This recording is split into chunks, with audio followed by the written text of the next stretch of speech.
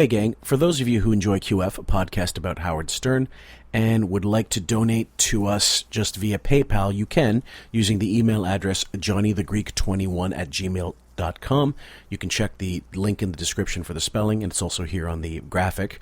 And if you'd like to do more in terms of donations or subscriptions, you can use our Patreon account and subscribe via the Black Kluge level, and you can receive our weekly content that we're putting only on Patreon. It's exclusive for that platform.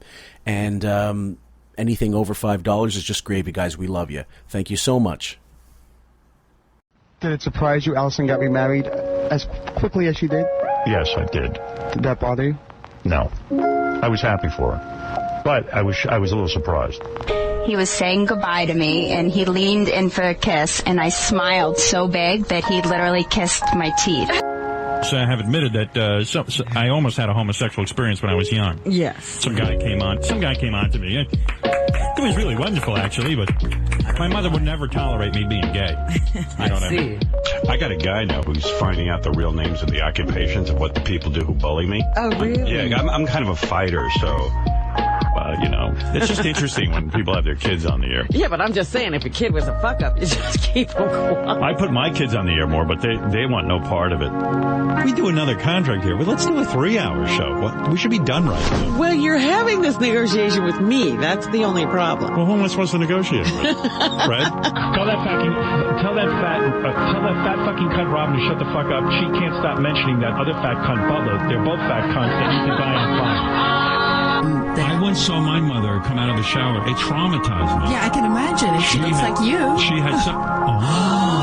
Sorry, that just slipped out. Was you getting into music and guitar and all that stuff? Was that some kind of therapy because you didn't have your father? Listen, there are people who are at a job too long. They're not into it. They can't admit it to themselves. A picture of you and her looks like a kidnapping. It's ridiculous. Oh, you see, This is ridiculous. I was going to look for a Nikki Hilton. But you see, those good-looking rich girls, they don't go for a guy like me because they don't need my money. Recipe for a perfect date night? Home, dinner, glass of wine, and the bed. Right? What'd you say? Definitely a bottle of wine. I said earlier I thought it was kind of weird that Jerry still dyes his hair. Like, your head becomes that big and, whatever. You got a little tough to hair. You think the vanity would go out the window, but no. I do have issues about people leaving. I want to control everyone in my atmosphere. I am a puppet master, and I want everyone to be a puppet. But then we had our sex. We went right into this, like, even better. Now, was it different? It was great because when he was on top of me, I had my hands sticking up and I was And she had a very hard orgasm from that. Because I drive into Manhattan every day and I listen to it, okay? And if you cut out the bitching, it probably would be about an hour of broadcast. You're right. Do you want to know something? Okay.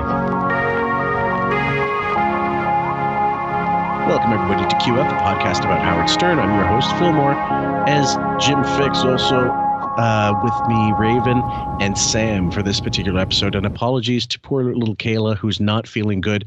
She is congested. She was supposed to join us, but she's going to join us for part 2, possibly part 3, if she doesn't feel any better. How are you girls doing in the meantime? I'm doing great. It was a crazy day, but I'm up for this. I'm so excited to get this started. Mm-hmm. And I know people are anxious to hear it too. So let's go.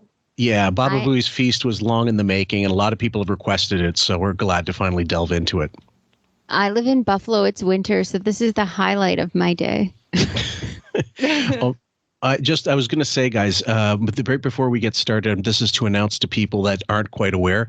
Starting in March, the first Sunday of March, we're going to go alternating Sundays behind a paywall. That'll be $2.50. That's $2.50 US for the full month of Sunday shows. But with that $2.50, you're also going to get 2 Patreon episodes as well. So we're going to make a new tier on Patreon for those who want their full Sundays. And I'm going to try to make it so that Podbean is an option and that Patreon episodes can be on there as well. But for those people who aren't already on Patreon or can't do it or don't like it. And we'll also have a little PayPal option for people who are a little technologically unsavvy, and we'll send clips to you. Which I totally understand. Yeah. But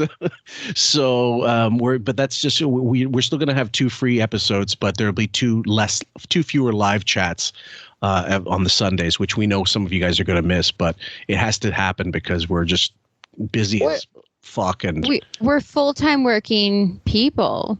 Mm-hmm. And it's just, it has to happen. The stuff that we do with our Facebook page, with the live chats, with the morning thread, it's overwhelming. Plus, we have family. Yeah. We have jobs. And, hopefully you guys understand after 2 years of doing this that we've moved on. We've evolved. Like Wiggy. we've given a lot for free, and then now that we've built our base, it's also a lot for cutting clips. Like we've spent when we do these episodes, we spend hours and hours for these episodes cutting clips, all of us, and it's a lot of work. Yep. And just to make sure everybody understands that all the Patreon, everybody, Raven, Bob, Sam, Deborah, James, everybody gets a piece of the pie. Yeah, everybody's getting paid from your contributions. So anyway, without further ado, we hope you guys will join us on that. If not, we understand you still have free episodes, and let us know what your situation is. It's $2.50. I just paid $9 for a small salad because prices for inflation went up at my local restaurant downstairs in my building at work. I was like, what? I go, was it worth it? No, I was shocked. I go, wait, $9? It was, the small box for takeout. And I go, wait, $9? It was nothing. It's like 3 bites and you're done. It was horrible. I mean, this is what it is. So $2.50 is a deal. Yeah. For this stuff, we believe it anyway, guys. And we're proud of our stuff. So number 1, the first clip we're going to play, guys, is Shit Starts to Fly. Just for those who are understanding, this is not entirely comprehensive. There's 6 minutes on the same day. And then later on, Robin decides to put her foot in because Gary has mentioned to her about Howard's behavior. And he'll explain that on the wrap-up show. So Shit Starts to Fly. There we go. Nice. Before you go on, you left Gary's dinner early? I'm just hearing. You walked out? I walked out. Well, it was enough. Listen, let me tell you what happened. You weren't there. And you would have done the same thing. Oh, stop. No, she would. Yes, she would. I know was her. like, that must have been the rudest. I don't care. Before the main course. Tell me that's why she loves me. I swear to God, I said I get to Gary's. So I leave my apartment at 6. Raven? It's already starting. He's backed into a corner. And he's going to start clawing his way out. I love it. This is so great. For those who aren't aware, and just one sec, Sam, for those who aren't aware, Gary won a charity auction where a master chef, like a Michelin star chef, apparently one of the best in the world, is going to give this shishi gourmet dinner at his house, his new house in Connecticut, which now no longer belongs to him. He's living who knows where, Maine, Florida, most likely. And so he invited the Fab Five, and some people behind the scenes as well. Tom Chiusano made it, which I found kind of amazing, and Tim Sabian and what have you. When Robin starts insulting out the gate, it actually gives him a little bit of an advantage because then he knows how this is going to go. So he has to prepare. So he knows he has to go on defense immediately. So if she was like to slow walk this a little bit, he could have gotten tripped up a little bit more. But because she immediately said something about his behavior and she immediately insulted him, he knew he was going to have to be on defense. Mm-hmm. Like immediately sack the quarterback. Did I miss it? Did you give a date, like a year? Oh, no, sorry. You're right. I should give that. It's April 30th, 2007. 2007. Okay. Yeah. what happens? So Bowie Gatsby has got his first big money with the new contract, and he decides he's going to go live the Connecticut lifestyle. I don't know what that is, and apparently his neighbors are pretty well-to-do. I have no idea at the time, and I just love because in the first clip that I didn't play, there's a little bit of derision in Howard's voice, like, how did Gary get a place like this? You know what I mean? Well, first, if anybody has ever been to these sort of things, like I've been to one of these things where you have this private chef cook a meal for you for a specific thing. You would never do what Howard did. I mean, it's just rude beyond rude. Even if you've never been to one of these things, you know that your back starts going up, like you put white gloves on almost when you walk in the house, because you realize, oh my God, this is a special thing. So you shut up. If you don't like the food, act like you love it. Pick at it, push it around, move it around the plate to make it seem as though you've eaten it, something like that. Hide it under the bread. You sit down and you have to wait. It's an ordeal. It's almost like going to it's almost like a play. If you go to a play, you got to see the whole thing through. Raven? There's parts to it. My thinking is this. It's one of those things where you have a professional coming in. So you kind of have to act professional around them. Yes, you absolutely. know, no elbows on the table. You keep your manners. You wipe your mouth. You put your napkin on your lap. Just simple things. You learn which fork to eat with. Even if you don't, it's not a big deal. But there's got to be some sort of respect given to the chef who's come out to do the special event. And Sam, I have a quick question for you. When you had the same sort of thing done where you had a chef prepare a dinner for you, did you also have an orchestra playing music for you? Okay. Just curious. That's my favorite part. They've tried to make as much ambiance as possible. That should be the Photoshop. Yeah. Shut I've the already door got on an orchestra. Yeah, maybe for the other episodes, but for this one, I'm still using Babette's Feast. The clock takes us an hour to get up to Greenwich. Right. And everyone else, 20 minutes, hour, you know. And get over there. And, then it's cocktail hour. Yes. Cocktail hour goes an hour and a half because Artie's late. Oh. So we're all waiting on him. I delayed dinner by 15 minutes because But Artie said, eat. I said, no, you're close by. And you know what? I don't want to be a schnurr, and also, I try to watch my weight. I don't want to fill up on hors d'oeuvres. They were good. But why the food was very good. Artie there's three people here that are basically having to defend themselves: Howard, Artie, and Robin. He gives Robin shit for defending herself for not showing up, for bowing out. But in my opinion, she has nothing to apologize for because she didn't say she was coming. She said, "I'm not coming." And that's one less. So she's free and clear. Whether you believe her bullshit excuse is a whole other matter.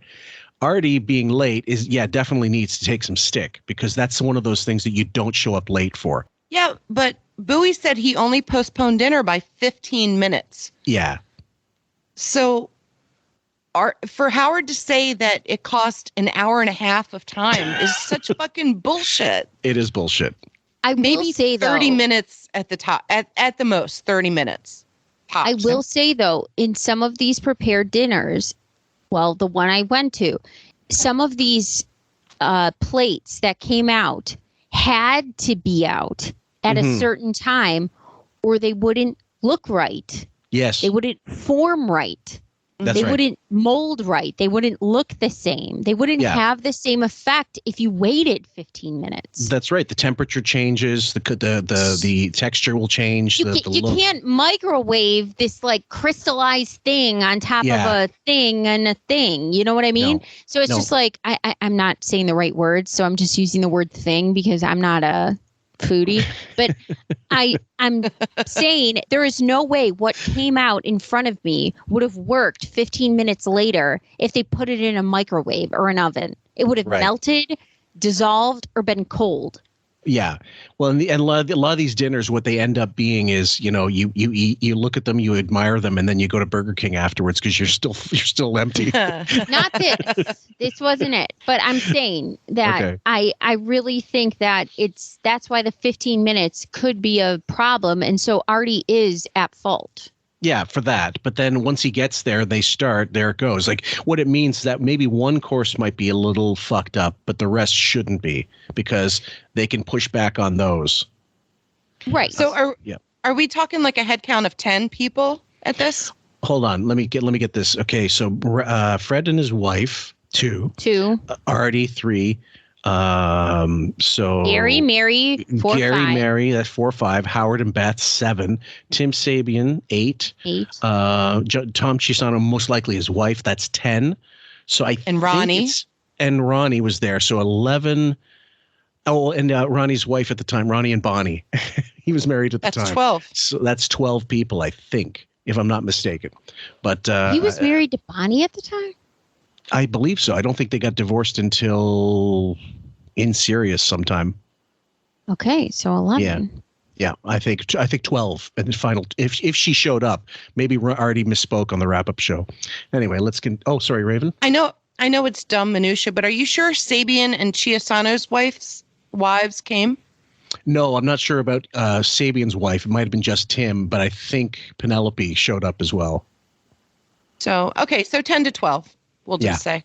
Yep. Late. What was that? I got lost. I got off a wrong exit, and it took me a little bit to get back on. I called Gary, and I said, start without me. I'm not bringing a guest or anything.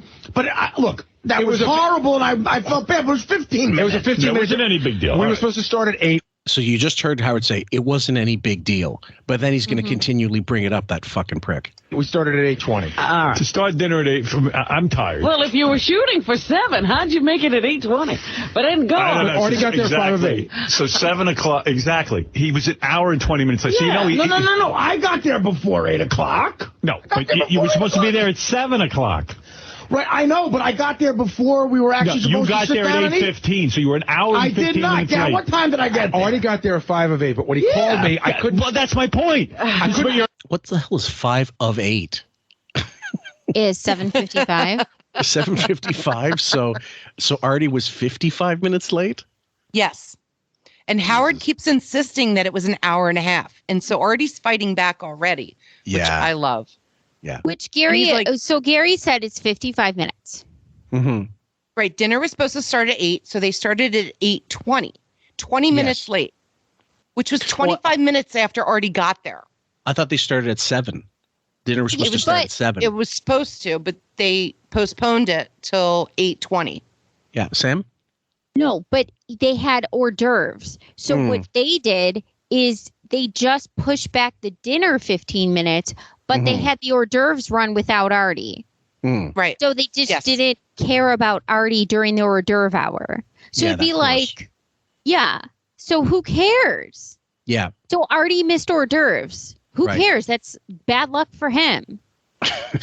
I'm sure that the bruschetta was the main thing he was looking forward to, or whatever the fuck it was, salmon bruschetta. An hour late. I couldn't figure out when Artie was going to 15 minutes late. You just said you got there at 8:15. That's not true. I got there at 5 minutes late. So you got there at 8. The party started at 7. Call me a fucking asshole, but I believe in getting to a party on time at 7 o'clock. I was late, and I said he just said no big deal. He just said it was no big deal, and now it's this. Yeah, because it's why he knows he's going to be made into the asshole, and he is the asshole. Raven? Don't forget, Wiggy was creeping outside Bowie's house like 15 minutes beforehand, waiting for 7 o'clock so he could go in right on time. Oh, yeah. Yeah, stickler for time. We're 15 minutes late. When did I say I was 15 minutes late? Gary said that. No, he did. He said the dinner started. Why does dinner have to start at 8:15 if he's there at 5 of 8? Start the dinner. Because he has to have a cocktail hour? Hold on a second. Listen. I got to sit there? Calm down. Everybody calm down. I wasn't sure how long it was going to take Artie to get there, so I thought So he just goes, so I got to wait to eat dinner? So now it's about him instead of about the event. Yes. Which is not how this is supposed to go. It's supposed to be an event. And it's a group communal thing. Where you're supposed to experience this together. Instead, now he's transferring this and he's making it about him. Of course. Serving meat. Duh. Okay, it really is No, like if good point. you have an infant like whatever 6 months or younger and you don't feed them, what do? They start to fucking cry. He's no different. Right. It's like taking a kid to a restaurant when you know it's their fussy time. Yes. And you're like, oh, shit. Trying to order. Why would you Shut do this? Leave. Might not get there till 8. So he was an hour late. So I told the chef, he said, we're going to start at 8. I said, can we move it to 8:15? What time did you leave your house? Be honest. Be honest. I left my house at... Oh, sorry. You just reminded me. There was a sign where my brother used to work. We worked at a restaurant. Remember those marquee signs, the rental ones you can tow? And anyway, it said on the sign, "Eat free, children." You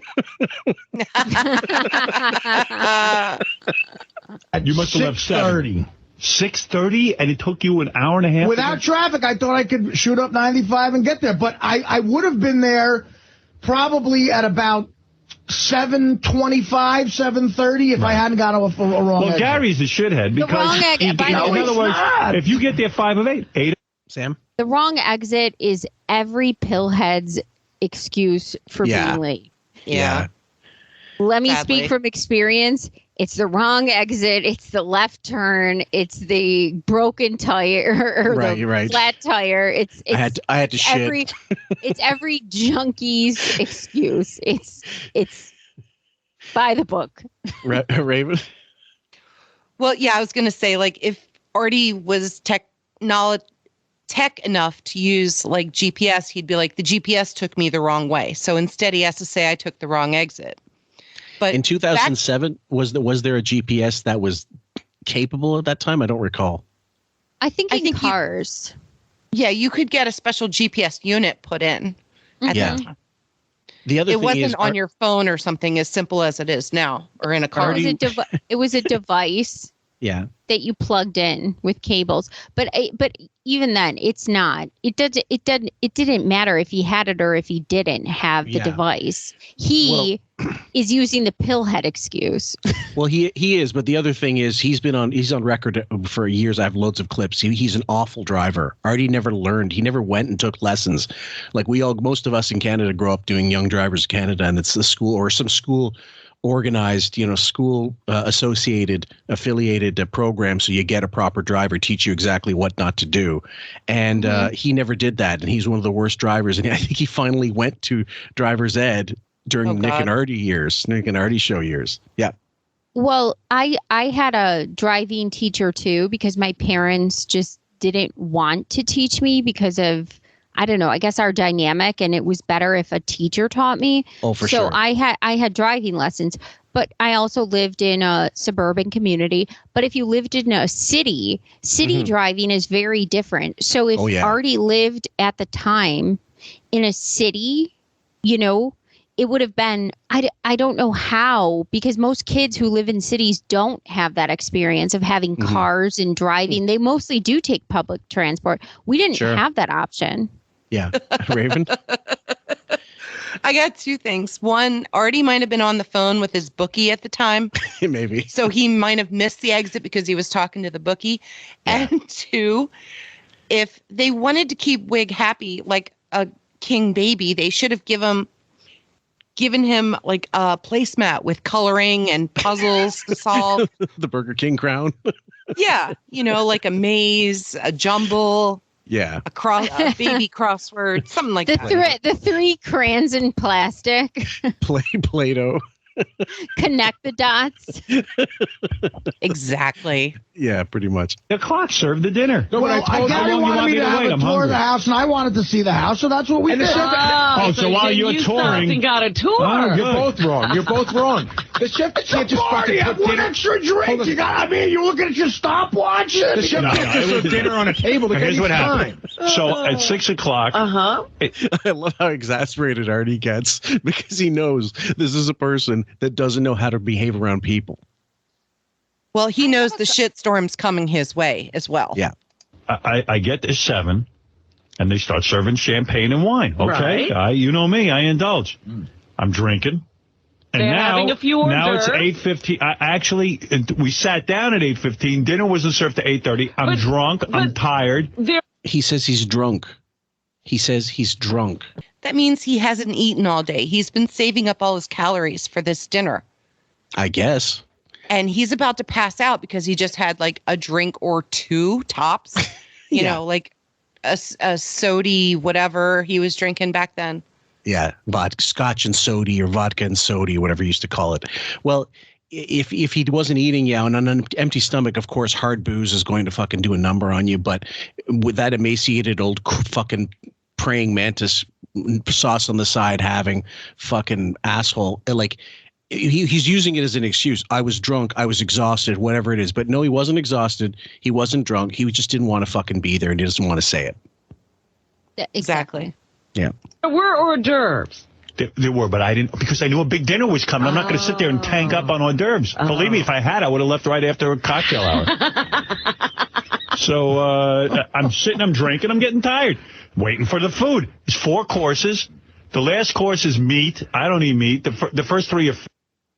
By the way, we're talking about a matter of minutes. Mm-hmm. Okay? And you have people around you. You have social interaction. You have food. You have booze. So you have sustenance. It's not like when you're completely depleted with nothing in you, and you know how you're angry when you're hungry, or you're upset when you can't get a drink at a bar. That's not what's happening.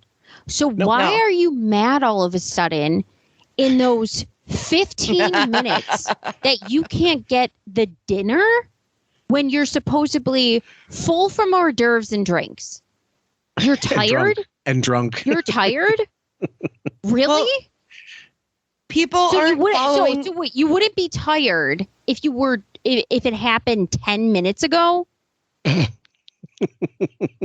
Well, Look, he's got a Sam. finely tuned system. Go ahead, Raven. Sam, this is King Baby. Everything has to be his way or the highway. Yeah. So, Bowie said dinner started at 8:20. Wiggy lies and says it's 8:30. You know, Bowie was watching his watch all night. Oh, completely. Just No, to keep an eye you on. don't have to. You don't have to do this. I know. I'm making the point of saying this for how preposterous this is. That's my point. I'm well aware. Yeah. That's why this is so entertaining. Well, yeah, and I mean, this is the thing. If you could think for a minute that this was all just put on for the air, like if you only heard this and you thought, okay, he was just busting balls for the sake of busting balls, it is entertaining.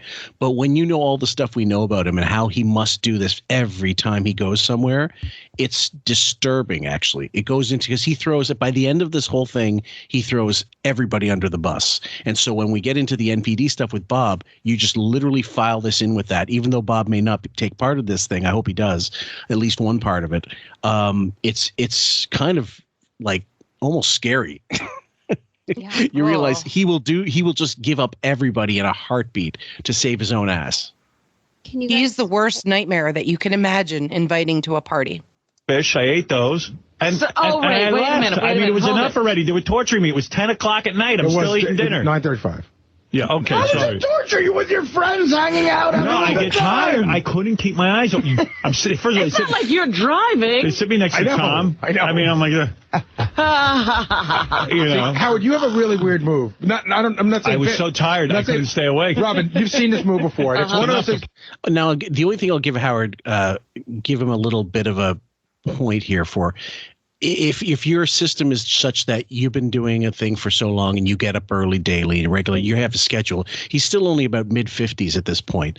I understand how if you're not able to nap during the afternoon, because some people aren't, you're not able to just literally lie down and sleep. Maybe he has that issue. I don't know. But I can understand why he'd be tired if it's just one of those things. But for this particular thing, you're meant to stick it out. At 55 years old, you take an extra coffee, you drink a bit more, whatever, have a Red Bull, whatever it is, but you do not fall asleep. So this man is a professional napper. How did he not prepare for something like this, where he knew it was not going to just be like a 7 to 9:30 kind of dinner? Mm-hmm. I don't just know, drives me because insane. he does do this TM. He knows that. Go ahead. Where he naps, like he can shut his mind off and nap. That's what he does. Also, I'd like to add that he knows there's plenty of stuff to mine from this dinner for his show. Yeah. So the longer you stay, the more content you get. The drunker Artie gets, or Ronnie, and they start saying stuff. I mean, like, there's so many ways to go with this, but it's all about him, Ed. So it becomes, I, this, me, I. It's just bullshit. But you also have the horse who's loves her booze. And my guess is booze loves blow.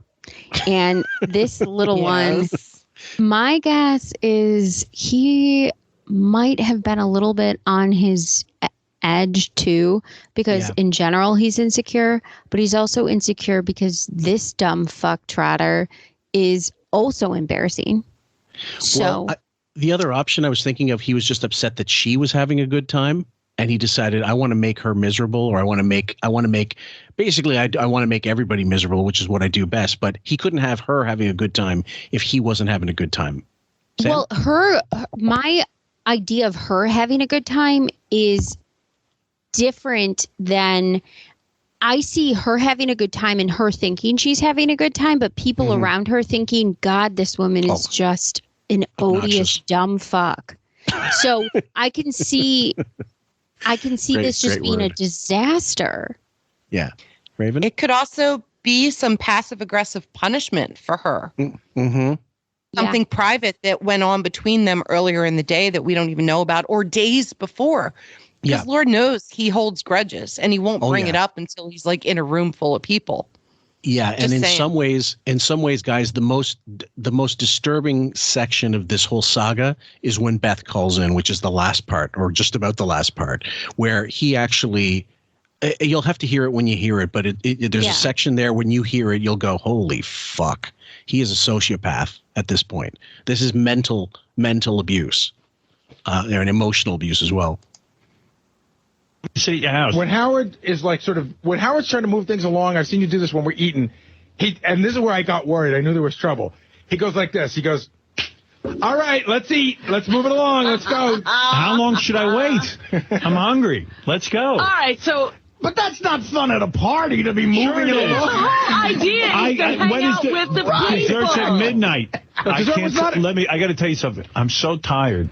He could do it 7 years earlier when he was doing his mad tear, quote unquote. And I have some great new audio given to me by one of our new Patreon members. Not given to me, but directed to me. And I went through my audio and found it. And it's fantastic. We're going to have to tackle it separately. But when he wanted to be out, he could stay up whenever he fucking wanted. And the other thing is, when you go to these things, you are on their time, not yours. And the rudest thing, like you have to wait till the whole thing's done before you can leave. That, even as an unfinished asshole, I know this much. I don't mind being the first person to leave, but it has to be after a certain time. Otherwise, you're clearly getting the fuck out because you hate it. And you're not having a good time. So, Sam? He had no problem sitting through things when he was sitting next to Kid Rock at some stupid award show. Do you know what I'm saying? Oh, of course. So give me a break with this 15-minute dicking bullshit. Okay, so there was no star fucking to be done here, but none. If Ralph had showed up, and he was able to sit there and call him like douchebag the whole time and watch him get drunk and high or whatever the fuck he was going to do, it would have been a different dinner. It's without just question. Because he was there with beef. He just wanted to get in, out, make an appearance, and be done. Yeah.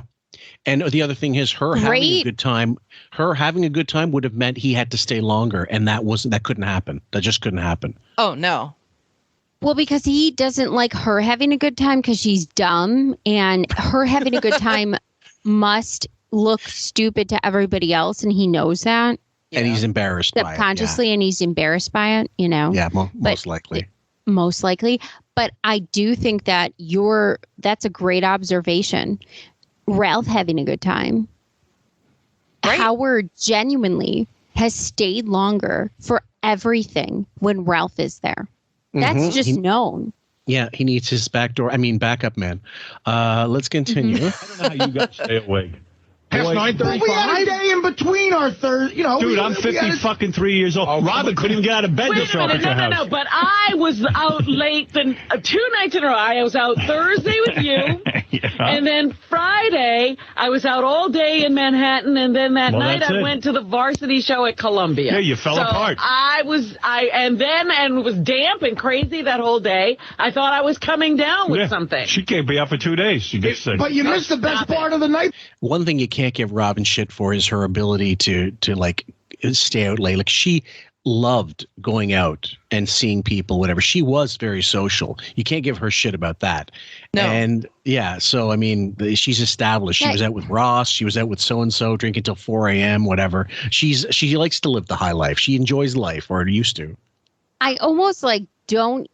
Her excuse. I just want her to say, "I'm hungover from 3 days of partying."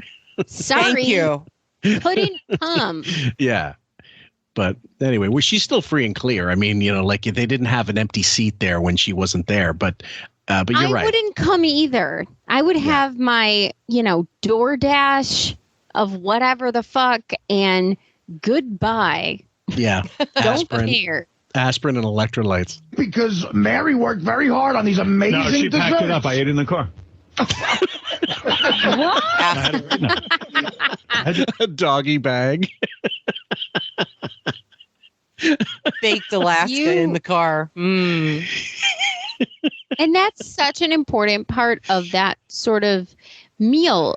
Even when I went to one of those things, the dessert is such an integral part of it. Like, it's so beautiful. It's like it's the magnum opus of it. It's not.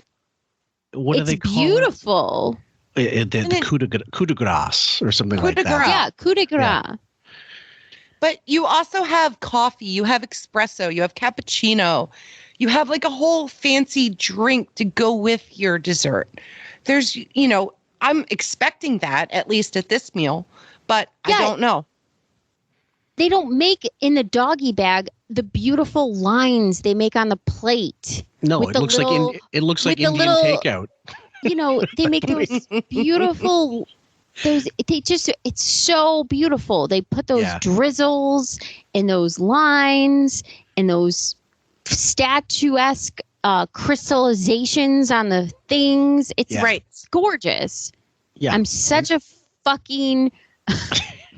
I'm such a nuanced speaker on food. Hear it all here, and quite frankly. But they put in like a plastic container or styrofoam container. It looks like fucking alu gobi, and they did limo ride. Right? It's going all over his lapel. And, he can't eat right. And that chin, that fucking bicycle. Like Jay Leno was laughing at that chin. He basically puts his head down like a horse in a bag of like food and just gobbles it all up. Like it's just a Tupperware container of mush that he's just going to scoop up into his jowls at that point. Yeah. His chin, if the fucking car had a flat, they'd be like, "We need you." It's Jack. Yeah. Oh man! Just if you guys want a visual, just also think of the first Green Goblin, the Tobey Maguire Spider-Man with the mask that Willem Dafoe wore as Green Goblin. That wouldn't move, and the chin was out from here to Thursday. Or the mask by Jim Carrey, either one. Yeah, that one too. Made her back up dessert. I didn't make her do anything. Beth walked out with dessert. That is so rude. You're so rude. It wasn't rude. Robin, you would have been out of there before. Hold on. There were two things about it that were rude. I was at Gary's house promptly at 7:00. He just said you would have been out there before me. I loved it. But he didn't love it. He's dressing it up. He's dressing an insult. He's worse than Don Rickles, because Don Rickles at least lets it sit in, the insult, and then he goes and dresses it up at the end. But seriously, he's a great guy. Let's let this one play out a bit. Yes. I made and sure. see, that's what everybody should know. If you're Exactly. hanging out with Howard, I'm prompt. he doesn't come between 7 and 7:30. I don't, and I'll tell you why. At 7. He wants me at his house at 7 o'clock. That doesn't mean 7:30, and it doesn't mean 8 o'clock. All right, Artie got lost. I understand that. But I'm I saying, felt like shit about that, too. And believe me, I know how Howard is, and I was stressed about And let doing me tell you 90 something. of 90. He left his house at 6:30. He wasn't looking to be there at 7 o'clock. You don't leave a half hour to get to Greenwich from Jersey. But I don't even know the distance, but I know it must be considerable. I would take it to be like, okay, so when I leave for work, I live about a half an hour away. And if there's no traffic and I don't have to drop me off for school. Mm-hmm. But if I left at 8 o'clock to be at work for 8:30, there's a prayer, a Hail Mary, and 10 Our Fathers that I'm making it there at 8:30. Oh, certainly. You have to arrange for all kinds of things. Getting every fucking red light, the weather, other shitty drivers, and whatever, accidents, parking. Fuck, if that's an issue. Raven? Okay, so we're recording on a Friday night at 9 o'clock. Yeah. And right now, the time from Greenwich, Connecticut to Hoboken, New Jersey is 57 minutes. Artie needed an hour minimum. Yeah, Not absolutely. counting like accidents or construction or any other traffic that might have been happening at that time. Mm-hmm. So, yeah, he left at 6:30. He wasn't going to get there till 7:30 at the earliest. At the earliest, yeah, no way. And he got there at 7:55. But this is what I'm saying because I know this from being with someone for so long who was on drugs. This is junkie time. Yeah. This is they don't have a concept. It's literally nickel and diming you with time because they don't care. They don't live in the reality that you're living in. They're living in junkie time. I think the other aspect is Artie being the character that he is. He knows that people are going to forgive him for being late because he is lovable and he is all these things. Right. And he's kind of used that charm to get from job to job until there's no more jobs left because people do love him, even in spite of his addiction. Because, I mean, if you had to be Dana and live with that, you couldn't, which is why she's gone. Well, with Artie being a drug addict at this point, did he really want to spend an hour of small talk with these people? He was planning on a half hour of like heavy loading drinks, eating, some small talk, and then getting the hell out of there. But he had the enjoyed, best intentions. No, but he enjoyed it. He said he stayed for ages. He stayed for a lot longer and enjoyed it, talking to all those people. Either way, he was prepared to hang, and he did hang, and he knew that's what it was going to be about. It's about the after dinner and then bullshitting, and then you have a couple drinks in you. Howard couldn't even conceive of that. For a lot of people, that's what they look forward to more than anything. When the dinner's over, let's get rapping, you know.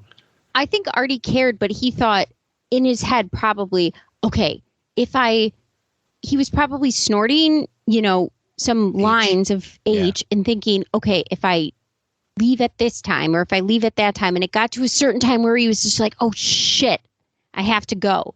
That's what happens in that time. But once you're there, you'll stay. Yeah.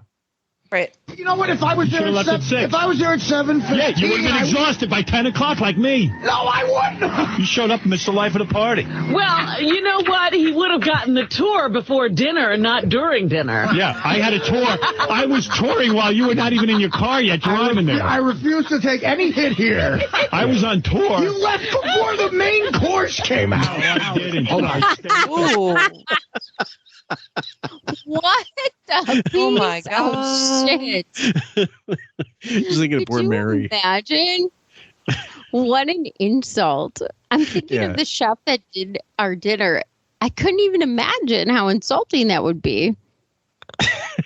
Well, it would be like the only thing that would excuse it is, oh my God, there's an emergency. One of my family members is in the hospital, something like that. But it would have to be that.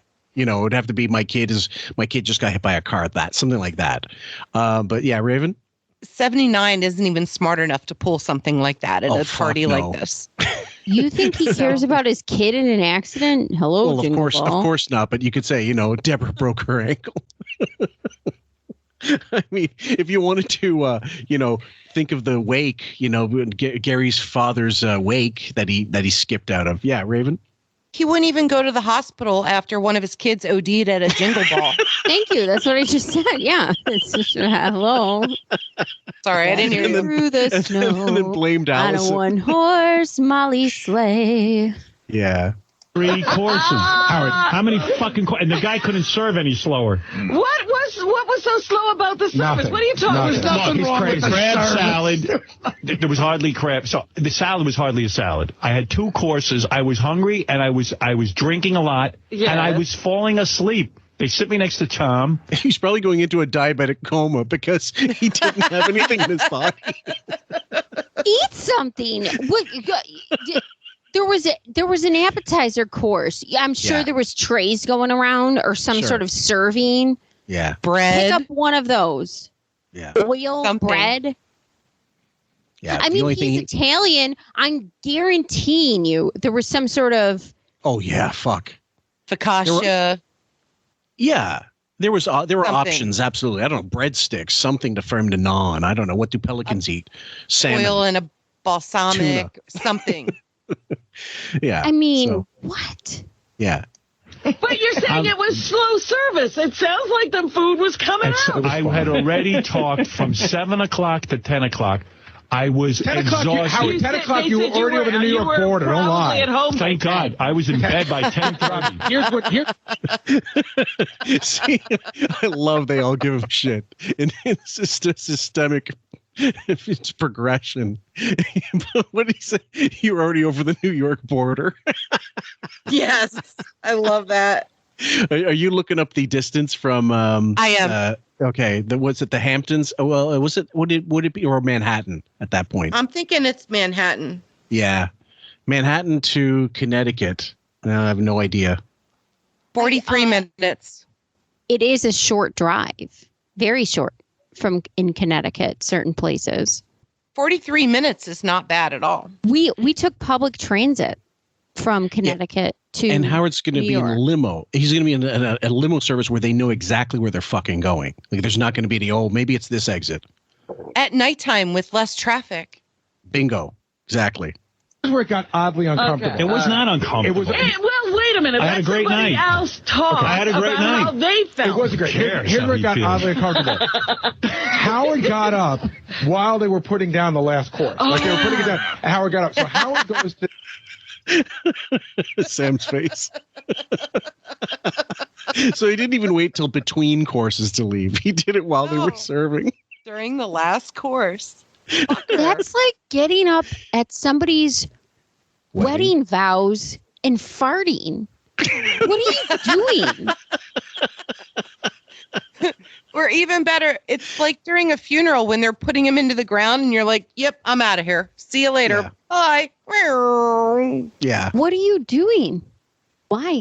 What's so important at that point that you have to leave? If he went halfway through, that would have been better than what he did, because you make it that long, you can wait another fucking 15, 20 minutes. Easy.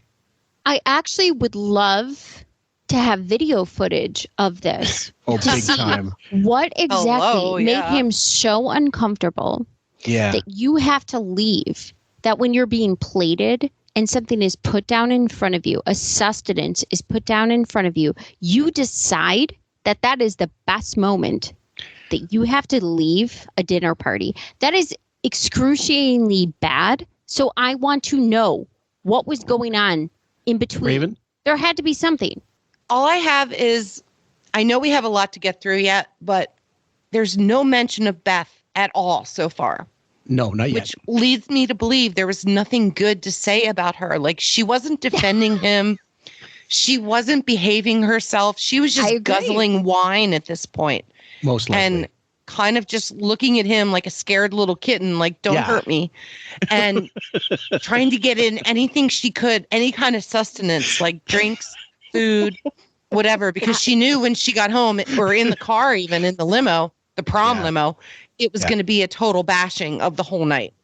But I think the leaving had to do with Beth. I think that Mary doesn't, I think Mary as a human being, and what I've seen from that one segment they did when she was in the Abercrombie and Fitch crop the top. better half. the better half, where she was dressed like I did at 15. This is Beth. And she's in her late 20s. Engaged to him, okay? Yeah, early 30s, something like that. She was dressed in an Abercrombie and Fitch outfit. She looked ridiculous, okay? I think that Mary thought she was ridiculous. Okay, yes. Yeah. So what I think why they left so fast, I do think Beth must have been embarrassing him. There must have been something that made him abruptly leave. I don't know. I don't know.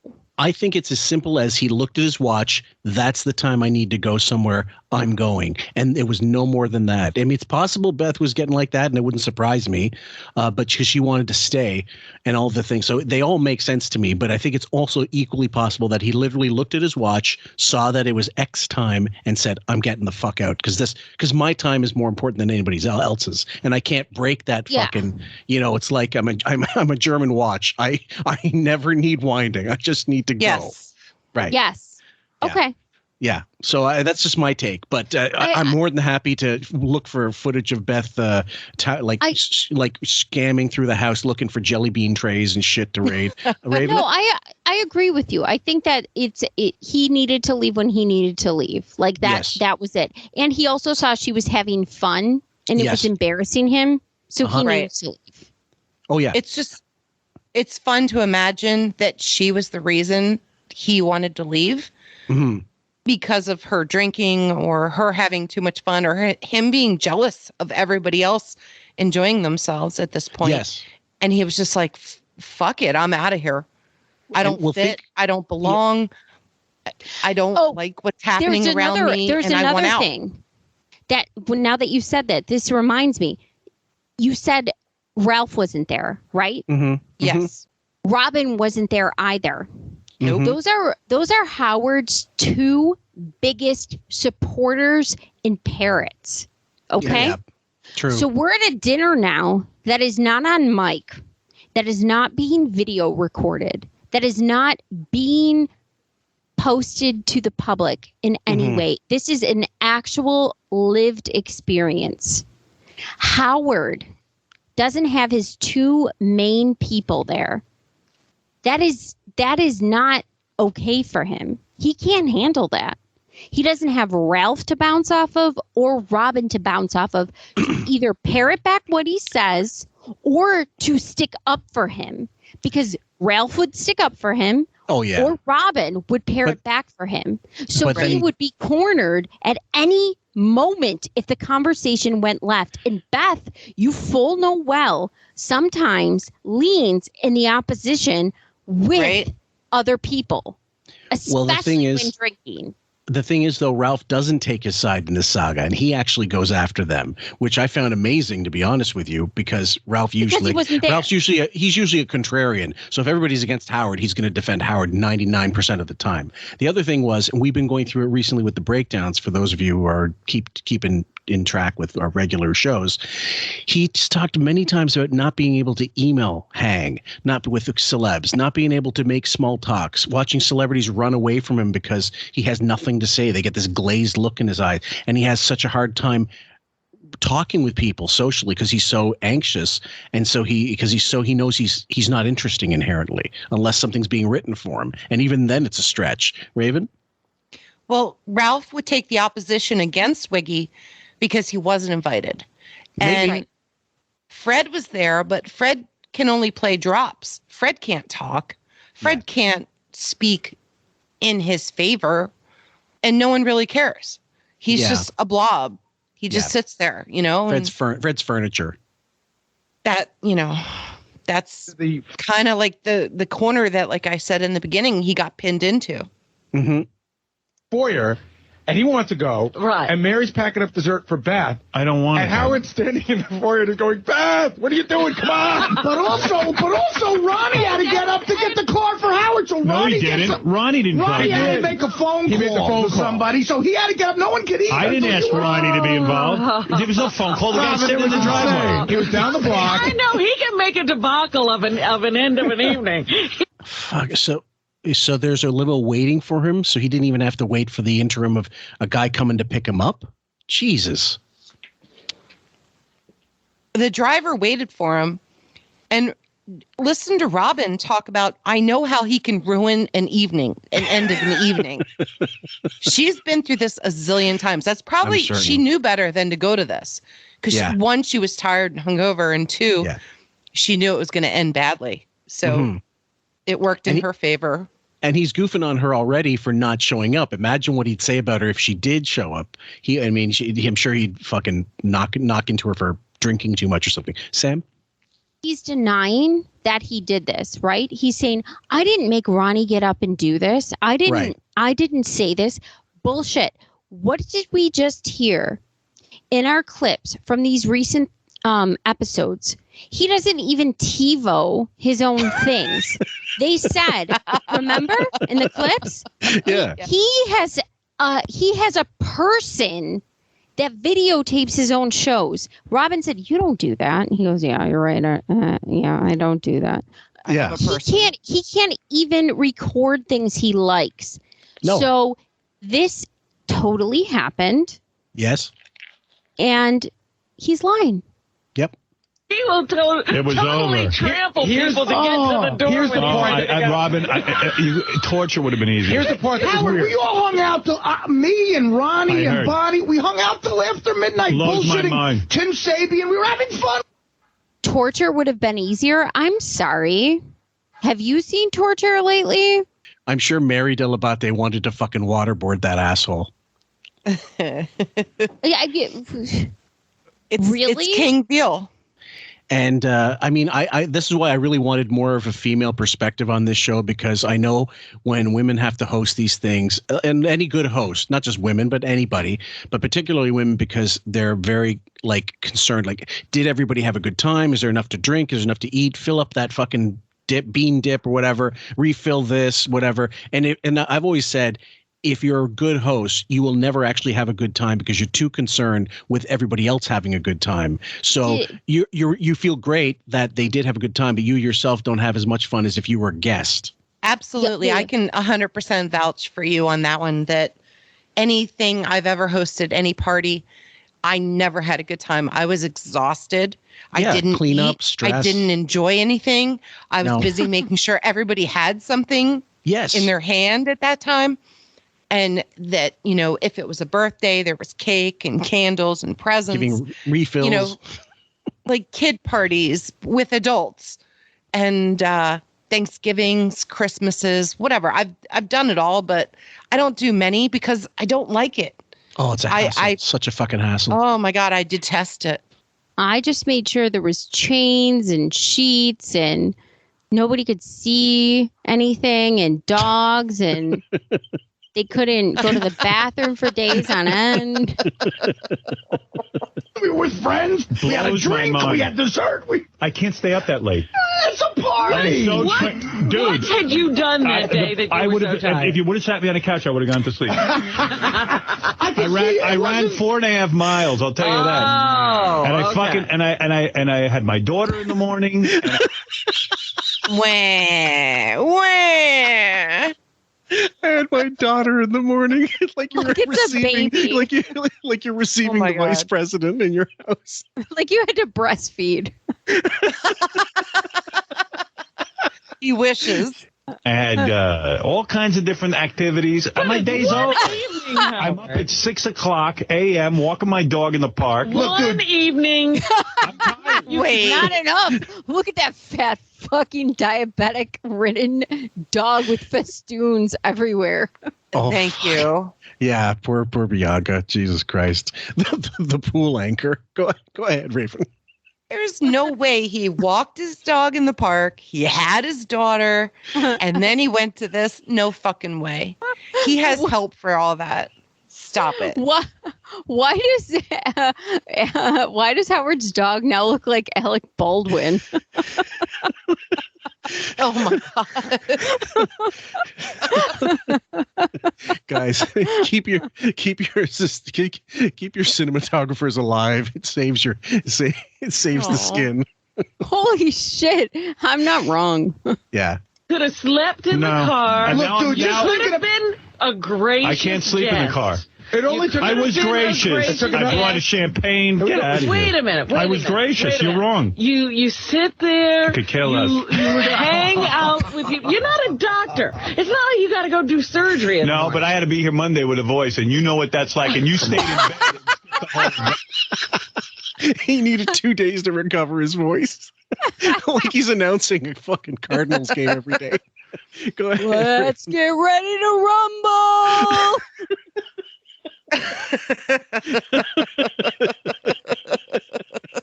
Okay, yeah. He claimed to be gracious, and he said, I don't care. I don't give a fuck. Yeah. How is that gracious in any fucking way? Everything that comes out of his mouth is a fucking lie. That's page 1 of Emily Post. Rules to etiquette. Etiquette should or needed. Calling. You go to finishing school. The first thing the teacher writes on the whiteboard, I, in big caps, don't give a fuck. The phrase you must memorize, students. So bullshit. You left an hour. She didn't even show up. But she's lecturing I was me. not late. No, you weren't. Here's the part that was Gary I didn't leave early. There were 2 empty chairs where your name was. Now, here's the part that was weird, Howard. Howard left an hour early, but here's the part that was weird. Well, I was gracious. I stayed an hour longer than I wanted. He got up, he left, he said goodbye and everything. An hour early. And we all sat down again to get back to dinner. Have a good time. And it was like this weird thing for me because it got a little quiet. Yeah. And everyone looked at me to see what I was going to say. But there was, What is he to say? I don't know. I had to leave. Do you agree, Artie? That it was. I'm going to stop that because I got to say something. The weird moment was everybody wanted to say what a fucking piece of shit, but they couldn't. And they knew that Gary and Mary were pissed off, but they couldn't say anything. They're waiting for someone. They're waiting for the host to break the ice and just continue as if take their lead. Nothing bad happened. Let's continue, or let the fun continue. Actually, Sam. Well, go ahead, Sam. Go ahead, Raven. Just that Wiggy keeps insinuating that he's gracious, and he wanted to leave an hour earlier, which would have been like 8:30. Yeah. That would have been 30 minutes into the dinner. But this is also his internal timetable that's allowing him this graciousness that is not actually happening. Mm-hmm. Okay? Right. So this isn't actual etiquette. This is his internal etiquette that is being gaslit on our audience as we speak. Yeah. Wiggy was prepared to give them an hour and a half for drinks, appetizers, and dinner. An hour and a fucking half. I'm sorry. Have you been through a McDonald's drive-thru at dinner time?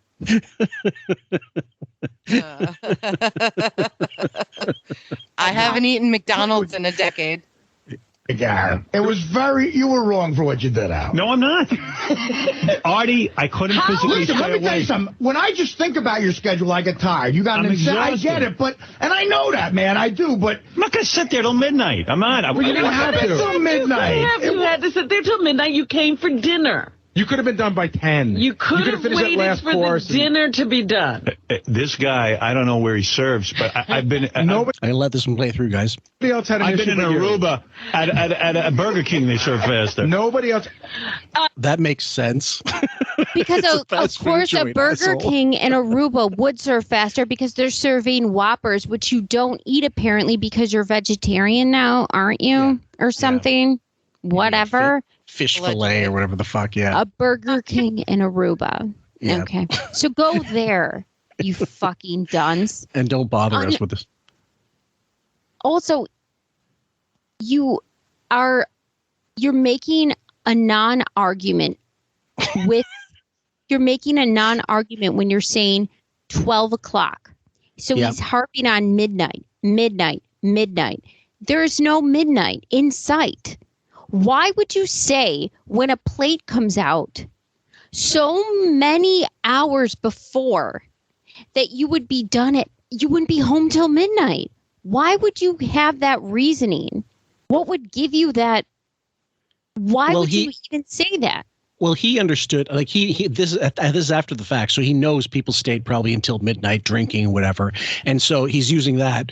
But that's not even on the table for him. He doesn't have to do it. It's there. I mean, it is there available for him, but he's in his mind going, I can't stay that long. Well, you couldn't even stay till 10. But that's not what he's saying right now. He's saying that for the dinner. That's not what the dinner was. The dinner was within these certain parameters of time, which you are totally available for, and it's not late. Right. But he's conflating everything to go like, oh, well, the dinner was going to take until fucking midnight, and then I couldn't stick around, and it would take me an hour to get home. So if I left at 11, dude, you could easily finagle those fucking 15 minutes or 20 minutes that already was not there when it was supposed to be, and just push that ahead. Like, take one for the team. I know you don't want to be there.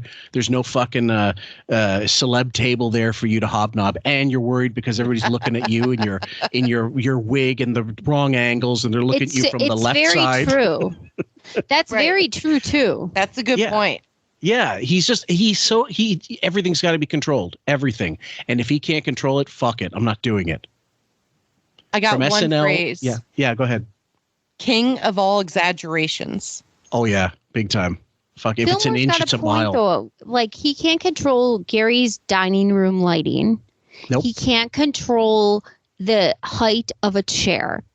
He can't control the length of a table. The meal. He can control the set, which is essentially life, which is normal for most people. So that's a brilliant point. He had to get the fuck out of there. It was like a green room that he couldn't be in. No, I'm ready to eat. It should have been wrapped up though by 9:30. Robin and Artie have no right. Artie was late. Listen, I admit I was late. I was wrong for being late, and I'll say that to I know I was. But I had a great time. Robin, if you were there, it would have been no issue. I'm telling you. I know you. I know. No, but I'm not saying for you. Robin would not have left. That's exactly right. If Robin was there, it would have been no issue because Robin is a security blanket for him. People like Robin, if Robin was there, she would have placated him to not do that. I guarantee you. To not leave early, you mean? Yes, to not do what he's doing. Maybe. I think the Ralph thing is a lot stronger. Possible. Yeah. Yeah. The whole thing. She You're would have been absolutely gone. right. You're lying to everyone. Howard. Well, I guess we'll never know. You never showed up because you were tired. No, I showed up. I didn't want to ruin the evening for anyone else. Well, you know what? You did. Oh, yeah, right. You're going to try to palm this off on me. No, but don't act like I was there for 3.5 hours. You weren't there at all. But I'm the bad guy. You weren't there for 3.5 hours. Yeah, I showed up at about 6:45. I waited until 7 to come in. Okay. I want to let this play through because Gary. Now they're going to play with numbers here. You don't know when I showed up. You were there because I got there maybe about 7:05, and you were already there walking around. So I was already 7 to 9:40. Yeah, okay. But that's enough. But that's not 3. Gary, how long should I stay at your house without being rude? Don't say 3.5 hours. Just because at 7 to 9:40, what's that? 2 hours 40 minutes. But he's made it into 3.5 hours. Yeah. So Jesus, now I understand time does stand still. We're talking to some of these people, I'm certain, but it doesn't stand still that long. He's bending time. Yeah. all of a sudden he's like Doctor Who. Fuck. Because you decide to drag out the night till midnight, I don't do that. I didn't drag out. Everyone was gone by 9:30. I go to weddings. I'm there 3 hours. That's my limit. That's what you get. So from now on, Sam? But it wasn't 3 hours. Right. No. Yeah. Keep going. Yep. You should tell people you can have me for 3 hours, and they can have you for 0. If things don't get done in that 3-hour period of time, you will leave. Beth was exhausted too. She slept the whole way home in the car. But you realize that she was like, "Thank God for you." She goes, "I couldn't keep my eyes open." There's no way Beth agreed with what you did. She would not have done that if it wasn't for you. This is what another one of those things I love about this clip. They all know that he's supremely full of complete shit. Yes. And they know that she did not want to leave. They know that she wasn't asleep in the fucking limo, and that he's actually I think they're actually shocked that he's doing this a little bit. Artie, for sure. Raven? Well, maybe Beth was pretending to sleep so she didn't have to hear Howard bitch. That was my thought initially, but then later on she says he was reading a chess book in the limo on the way back. Oh God! Honestly, if you had to pick your mark, you couldn't have picked an any more decrepit, horrible, awful mark than Howard Stern. I mean, you don't have to feel bad for her. I certainly don't. But Jesus Christ, what a fucking drip on your life if that's the mark you picked. You know she's bored as fuck. She went from a model-ish person, probably partying everywhere. Yeah. You know, going overseas, doing yachting shit, whatever. Yeah. I mean, you know what that entails. Hello, cans. And I mean, come on. And now you're going to, you think you like this life? Going into a limo with a guy reading a chess book? I tell you, if I really enjoyed and loved the person I was with and went into a limo and wanted to leave early, I would be fucking him in the limo, not having him read a chess book and pretending to sleep. Go ahead, Raven. If we're going to be real, she was a fringe model / actress. Right. Fringe, as in on the edge of being like almost an extra in movies. Yeah. Or in modeling. Okay. Yeah, she's wonky. Then she proceeded to be an animal activist, in which she has to grab animals that look scared shitless as she grabs them by the scruff, holds them up with her man hands, her beefy beef hands. Like she's holding a football. Or is she fake sleeping and pretends like these cats are, you know, living the life, la vida loca. And it's just ridiculous. Well, I mean, so this is what her life has become. I don't feel sorry for her either. She sowed her future, and this is what she's got. Have fun. I'm sure in the trans prostitution district in New York, she was cleaning house, you know, where all these guys are looking for a little extra between the legs. But the thing is, like, and I've asked you girls this many times. Let's change the dynamic a little bit. She has unlimited access to his money. Let's say you have unlimited access to Howard's money. Does that make it possible to be with him? No. See, literally. And he's got tens and hundreds of millions of dollars. We're going to figure at least, I don't know. Yeah, 400 million. Care. Not worth it? Not a shred. And you can spend it however you like. No. Who the fuck cares? If you have to deal with it. This is the point I'm making. You have to deal with this, and you also have to be wandering around with that on your back all times. So at least when she was trotting around like a drunk horse on red carpets and whatever she did, you know, pretending to be an animal activist, and, you know, she had some fun. You know she did. Oh, yeah. Right? Yeah. Okay. That's all gone since COVID. It's now straight hell. It's the doldrums of fucking Stern right now. Right. It's gone. Yeah. It's straight up hell. She's aged like 20 years in 2. Yeah, like the president after they finish their whatever term, and you see their gray like just sort of manifest itself like they spray painted their hair, and it's like from start to finish. You look at Bill Clinton in 1992, and then in 2000, and you see the shit stress he's had in every line on his face. Obama, same thing, and Black Don't Crack, and look at him. Yeah, he was like all of them. I mean, anyway, most of them. Let's say it's Reagan really hard. Reagan already looked like a wax figure before he got president, so maybe he avoided it. See, people were saying there were some people. I heard some chatter going where people seem to think that Beth might not have wanted to leave. Oh. She said, "Now I know why I love you." Because she goes, I was tired. She goes, they weren't serving. I said, I know. But it was very slow service. It wasn't very slow. You could have stayed 15 more minutes, and then it would have been done. Would 15 minutes have been? No, they were eating meat. So what? But then, part of the dessert, too, is the presentation. I said to Beth, is it wrong to leave? Okay. We're going to, by the way, guys, that all ties into the Beth clip, which I wish we could almost get into right now, but we can't. But I know, Sam, you wanted definitely to blurt out something. Should we get into the Beth clip? I think we should play her. No, because that's the last, it's a 17-minute clip. Okay, let's keep going. Yeah. Mary's dessert on the menu, and I'm the biggest. Mary's dessert's coming into Sunday. I'm there Saturday. I knew she Mary's was dessert. I could give a shit. It was fantastic. Get me out the door. Yeah, see, that's the lack of graciousness. Whatever. Mary took a lot of Imagine this 55-year-old as a 5-year-old, as a 10-year-old, 13-year-old, not getting his way, bitching and whining and screaming and pouting and crying and fucking kicking his heels like a fucking toddler who doesn't want to go to sleep. And you've got him, but he's not changed. He just got older. Did you just hear what he said? He said, "I don't give a shit," and that her dessert was going to take me into Sunday, said, meaning midnight. Whatever. Yeah. Whatever.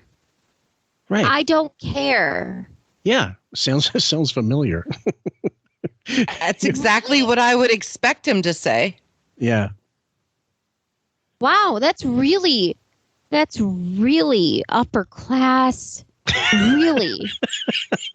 That's new money. That's old money. Sorry. So, you know what it reminds me of when we do this is like when Ricky Gervais, you know how he like did the Golden Globes and he would just roast celebrities. His whole thing was getting up on stage and saying, you people think you're so much better. You're the most important. You're the most important people in the world. Yeah. That's right. The most important people. That's what this is. It's just unbelievable. Just whatever. She just made dessert for you. She's just a fucking plebe who made dessert for you. Yeah, Raven? This is why we do what we do, Sam. We have to expose this assholery that is Howard. That pretended to be for the working class for how many years? And made all of his millions. I was talking to the trucker. Honk. Fuck you. Time. I got it. I ate it at home. The dessert was amazing. It was delicious. I ate it. She can eat it with you. Mary and her dessert. Robin, again. I showed up, you didn't, because you had a tickle in your throat. Oh, and you? I had a tickle in my ass. Oh, you. Yeah, thanks, Ralph. Great. I was excited about going to Gary's. You were at the top of my mind with my tickle. I wasn't bringing that to you. I had a great time at Gary's. I love seeing this house. I had a great time. I got so tired I keep my eyes open. If you threw a party and someone did what you did, how would you feel? He wouldn't care. He would not care. I would thank them. You know, my parents never stayed. That's not true. He would totally fucking goof on them. Remember that clip we played? No one sat down with me. No one invited me. Why didn't I get this? Oh, you didn't invite me. Why did you invite me to this thing? You can't win with this fucking cocksucker. And his parents, also had the best manners. Yes. They were very well mannered. I mean, who knows how they treated their kids behind closed doors, but Raven? I only think he would care if it was an A-list or a B-list celebrity. Sure.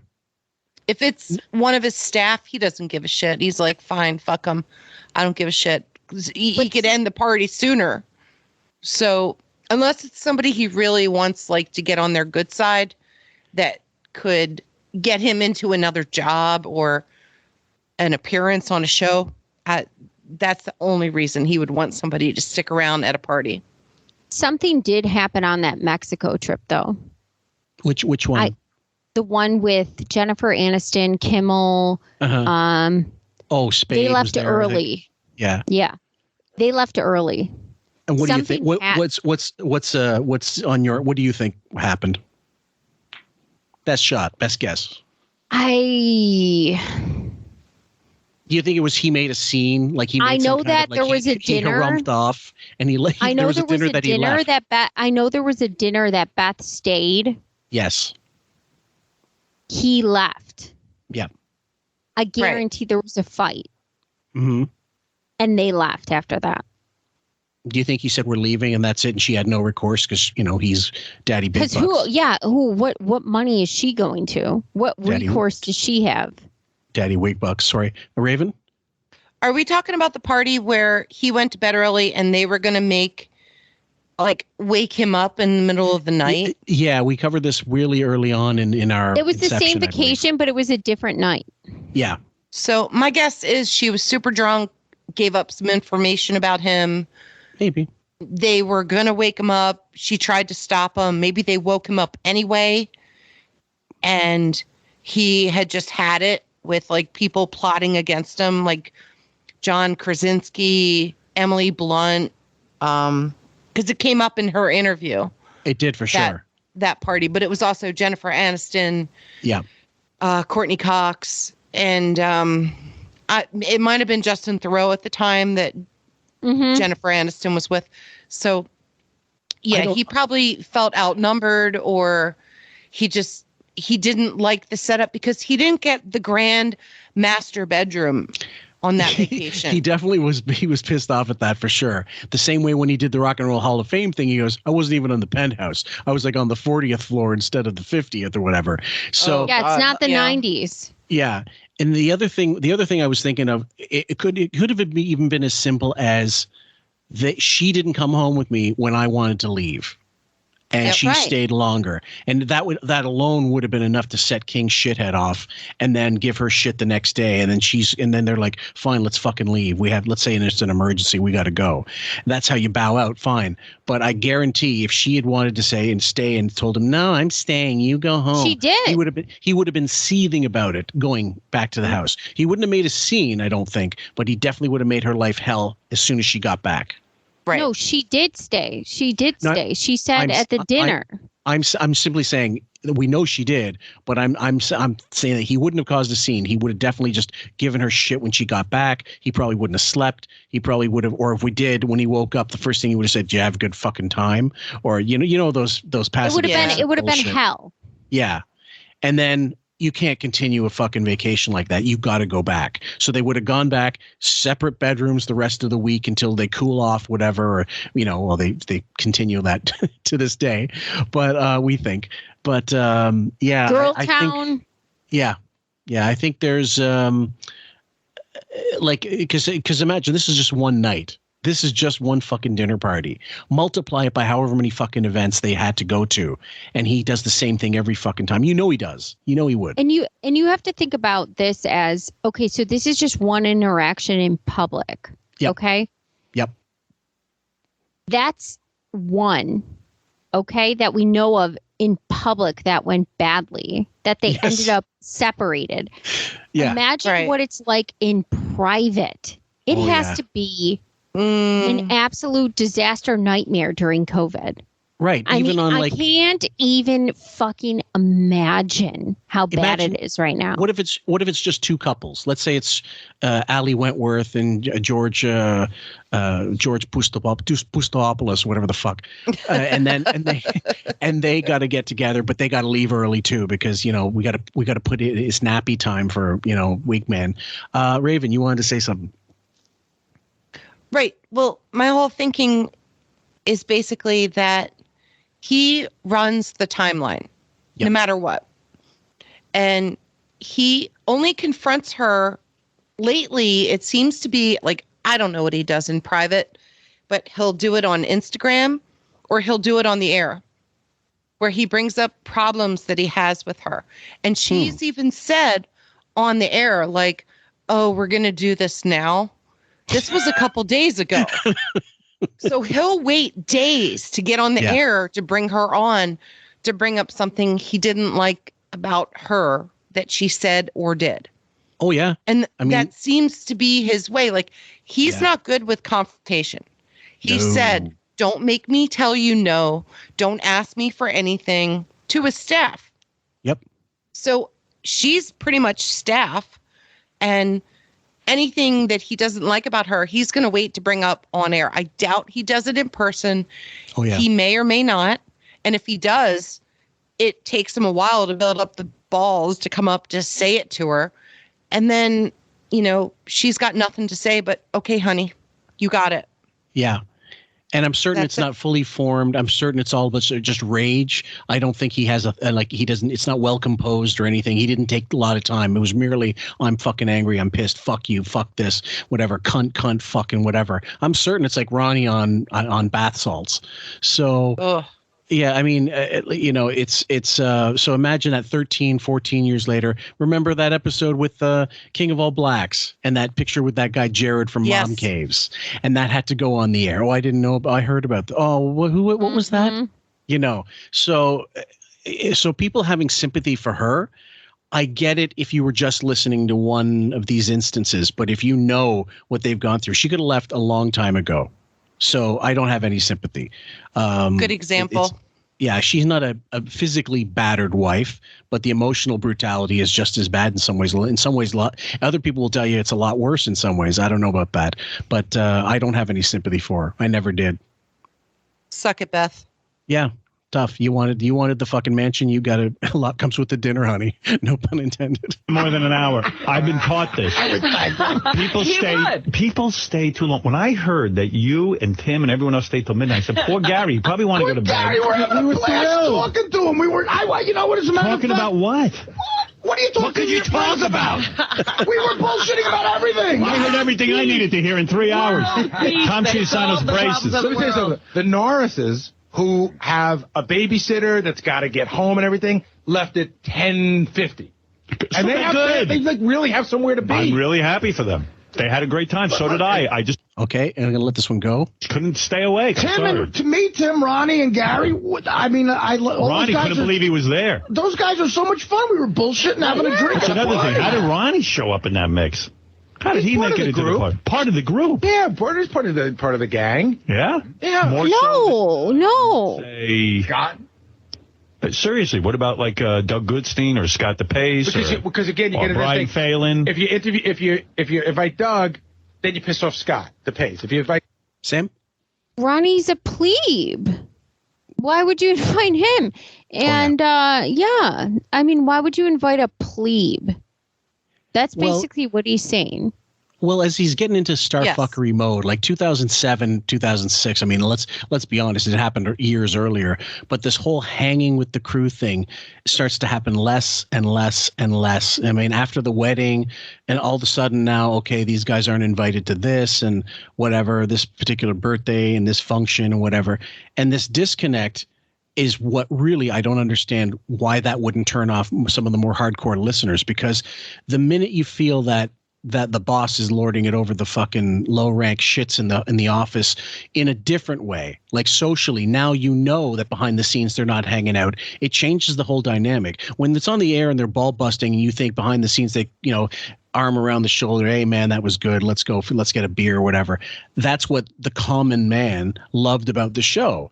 And now you change that. What's the appeal anymore? It's a rich asshole. Sam? Well, that was the dynamic of Stern that we loved. It was him against the elite boss. Sure. And the crew was a part of the battle. Yeah, they were soldiers. And everyone seemed to be involved, including the listeners. Yep. And we all rallied against that freedom of speech. And we all rallied with him. And so it's really disheartening when you hear something. Why would Ronnie be invited? What? Yeah. What? Why wouldn't he be invited? It's an easy way to shit on Ronnie, but it's more telling, I think, than insulting. Like, it's more telling. It's insulting to the listeners. Yes, exactly. Raven? Well, Gary knew that if he brought Ronnie to the party, there was a good chance Ronnie might have a tagline or something embarrassing that he would say or do at the party, or give up a story, something revealing, just, throwing things out there. But honestly, it seems like Gary cares about Ronnie in some way too. And there's like a certain kind of kinship and friendship, and that's why Robin and Fred, who lives right down the road in Connecticut, so it's not a stretch for him to stay late with Allison, and they can afford a babysitter. But this whole thing, it's just they wanted a certain group of people there, and Yes. Howard has to shit on it. And it would have been perfect without him and Beth. Would have been absolutely perfect. It would have been amazing. Yeah. But the reason why they invited them Yeah. is because you're trying to hold onto this entire communal thing that has worked for so long, that has made it the way it is, that has been so successful. And in order to do that, by the way, is because you have all had these out of work experiences and in work experiences. You have all hung out of work together, whether it have been Jackie's barbecue 4th of July things at the whatever, that the jetty thing, the jetty, or whether it have been weddings or Vegas shows. Yes. So this is one of those things I feel like Gary pulled together to give that experience in order to rejuvenate some of that good faith nostalgia into the show. Yes. And the other thing was, I think that if this had only been a 20-minute or 15-minute segment and he just kind of said, yeah, whatever, we had a great time just busting balls, the fan base would not have been so clingy to this fucking saga as they did, because he made this last over a couple days, and the wrap-up show only served to throw gasoline on it. And I love the wrap-up show segment. I only wish we could have got into that, but let's let this one play. It's got the pace you piss off. Ronnie's his own entity. Ronnie doesn't piss anyone off. No, but I'm just saying. And plus, Ronnie and I hang out. We really do. We hang out at all these appearances, and all right, okay. I was fine with it. I like Ronnie. I like Ronnie. I didn't know you were so close. Apparently, you guys weren't festive enough for him. I don't know if that's what it was. He left her. Robin, again, I showed up. You didn't. And I didn't show up because of you. Okay. You would have been sick if you had seen me, and I had a tickle in my butt. I was with you Friday night. I'm fine. You would have actually gotten a cold. Okay, a little more. Cold. Well, I wouldn't have been talking to you, so I wouldn't have gotten sick. Got news for you. I would have been on the other side of the room. I would have been up in the rumpus room with the toy soldiers. But yeah, Mr. Disappearing Act. That's what you have to call him. Fine. When he goes to a dinner, expect at some point he will disappear. Again, I was there for 3.5 hours. You were there for 0 hours. 2.5. Yeah. He was not there. He was not there for 3.5 hours. Let me correct you. He was there for 2 hours and 40 minutes. Yeah, Gary just corrected him.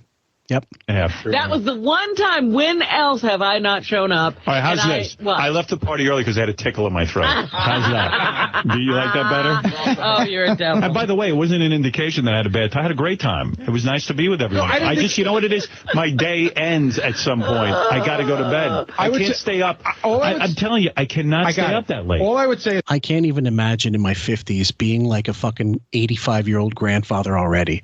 That kind of... And then we'll touch on it in other things when we get through Colford further on, and we get to the stories about him being in Hartford and staying in his fucking hotel the entire time. And Allison is still wherever in Washington or wherever she's supposed to be, like she's going to meet him later. And I just can't imagine that at any time in my life after a certain point, because I am social. I do like to go out. I can be introverted a little bit, but by and large, I love bullshitting at a party. I love telling funny stories. I love hearing funny stories. So I can't relate to him in any fashion. How many times have you guys felt like shit and pushed through it because you were having such a fucking great time? Sam. Well, this would also lead to more camaraderie. Yes. On the show. This would lead to more branches and things built for the show's sake. I don't understand this. And the reason why he left is because he purposefully was trying to decimate what was the show. He was purposefully taking down the building blocks that we loved as listeners, one by one, by purposefully choosing to take himself out. I look at it this way, where he was kind of unhappy that Bowie did something that was actually a good thing and brought people together in a nice way, in a nice communal. We've said it so many times this episode, communal. And it's Gary's nickel. And it was a bonding experience. You know, Robin couldn't be there, but she admitted she had been out 2 nights already. And okay, good for her to need to take a break. But if I'm going to a party and I know I'm going to know everybody there, it makes it so much easier to go to than a party with strangers. Mm-hmm.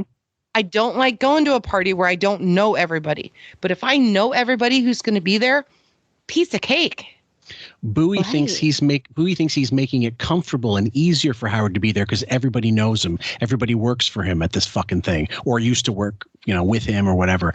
And he doesn't realize, Chris Rock isn't there. He doesn't want to be here. There's not a single celebrity you could invite.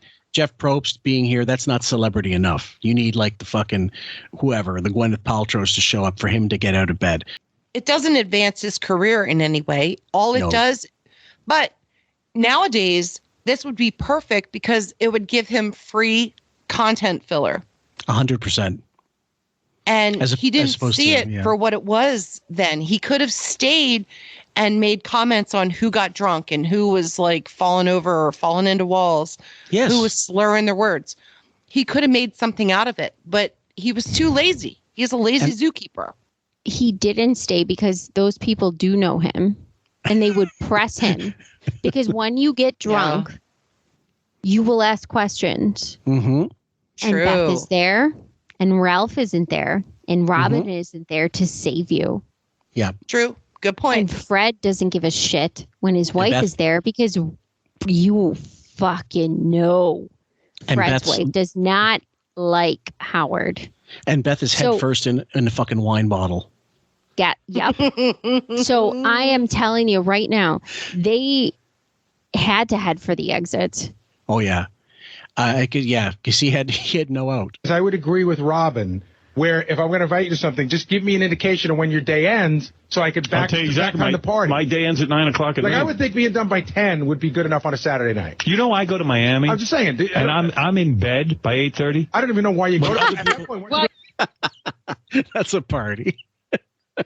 I don't know why that would be, but who knows? Maybe he had who knows? Maybe that's when he was shopping for the Florida home and he had to make a couple trips out there. Palm Beach is in Miami. But no, I know. But I'm saying, like, where do you fly to? You fly directly to wherever and then drive to wherever you need to go. I don't know. You fly to West Palm Beach, Hollywood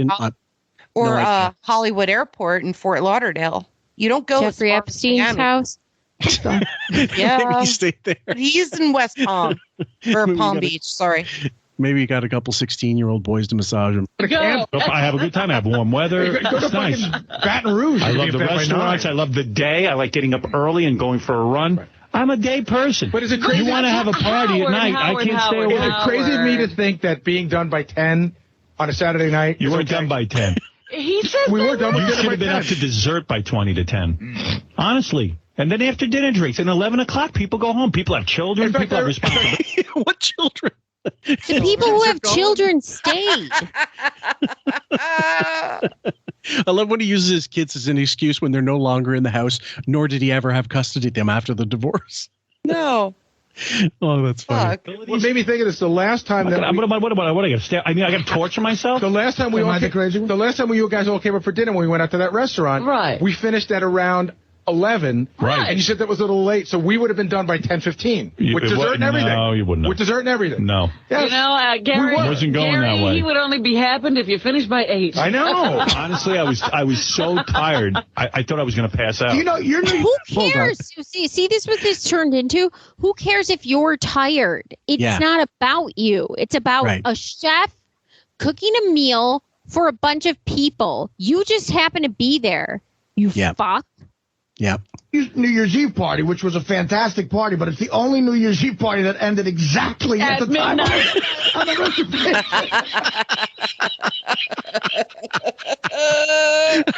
my God. That is so sad. God, pop a balloon and brighten his ass. Oh, man. Fucking loser. I'm going to tell you about people. People are shitheads, and I'll tell you why. I think it means they're having fun at your house. No, people are throwing shitheads. a good party. That means we all want it to stay. When you say to people, I'm starting my party at 7 o'clock. Right. Seven. No. Yeah, I know that. Even then, that was a bit of a problem. You left your house at 6:30. I was wrong. I wasn't. Wrong. Believe me. I'm going to tell you something. Sam? I'm sorry. It's 10:10. I have to go. A slave to the clock. A million times over again. I'll take it at face value. When I see 7 o'clock, it doesn't mean 7:30. Let me tell you something. It doesn't mean 8. I agree. I like being If Gary prompt. had put on that invitation dinner at 7, Right. I would have and gone. he was standing there with a cocktail in his hand, Right. and nobody was sitting down to eat, he would have been pissed. Are you kidding? I'm sitting there freezing with. Now, it's true. He did have that kind of mentality growing up where you had to be on time for whatever. Some people are very much like that. I know a couple friends that are like fucking fuming if stuff, and I'm a little like that too when it comes to having to meet people for dinner and having stragglers come, and at some and many nights where we've gone out meeting people for dinner, like 10 people, and as soon as they get in, they're late, and then when they do get in, it's a 20 minutes of conversation at the door. I get fucking pissed because dinner gets pushed off to so fucking late, and I'm like, I just want to fucking eat before I start drinking. I don't drink and eat at the same time. I'm not that much of an alkie, but let's agree I'm at a pushing things restaurant. off. Yeah, you're wasting time at that point. So, and mostly with my fucking Greek friends, they're the worst. I mean, the Greek time, there is such a thing as Greek time. The dinner will start when we all get there. Oh. Italians are on time. Yeah. I envy that. With the orchestra music, with the doors open, and I'm sitting there going, when are they going to feed me? I don't want to eat the same goddamn hors d'oeuvre. I had a taste of one hors d'oeuvre. Okay, I sat the hour. Let's eat. 8:30, the dinner started rolling. But that was 8:30, Artie's fault. and I'm drunk as a skunk. And Gary's trying to be a good host. He makes it sound like he was Jeff the drunk. I'm drunk as a skunk. What do you have? One champagne? Yeah, he's a frat boy. Yeah. No, but it wasn't even Artie's fault. And I talked to Tom the whole time before in the cocktail hour, and all of a sudden I'm sitting next to him. We ran out of shit to say. Did you have to sit next? No, you ran out of shit to say. Other people in that employ would have days of fucking conversations to have with people. Days. By the way, what does that say about you as a human being if you run out of shit to say? You are not an interesting person. Yeah. You are a bore. You're a dullard. Well, he doesn't know how to talk to people about other people. About themselves. He doesn't know how to inquire about others. All he wants to talk about is himself. Mm-hmm. So he ran out of things to say about himself. Mm-hmm. That's all. Well, let's see. 2007. So the economy was about to crash. Probably not a consideration for him. No. The merger. That was the merger year. He would have been talking about the merger for 2 hours at Gary's party. Hey, everyone's getting off. Bankers aren't going to jail. Hello. Yeah. It's the time you should have sat next to somebody else. Assigned seats. Assigned seats.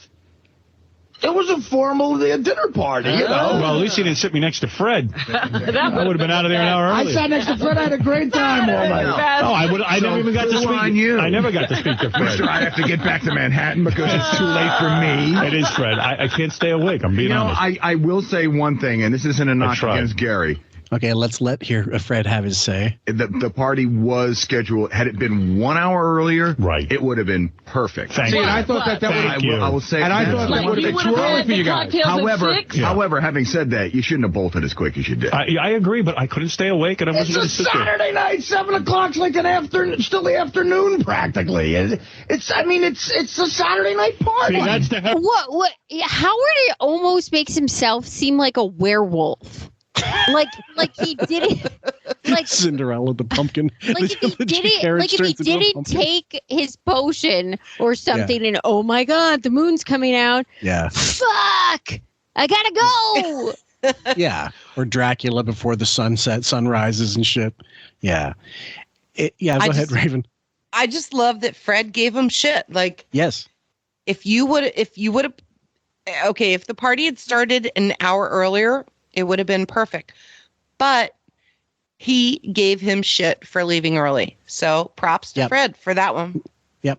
heroin addict talking. Let me say something. Believe me, the heroin addict would have been asleep at 3 p.m. He wouldn't have made it. I like how everyone's so polite. This guy missed 3 days of work detoxing. Right, that's true. Why are we talking to him? You wouldn't want to see that. You shouldn't have to give him any excuses. I'm arguing for Gary, not for me.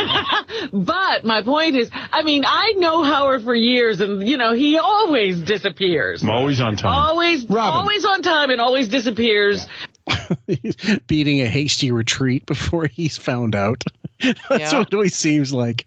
My God, if the sun comes up, you're going to see the fucking netting on my head. His biggest enemy is cloudless days.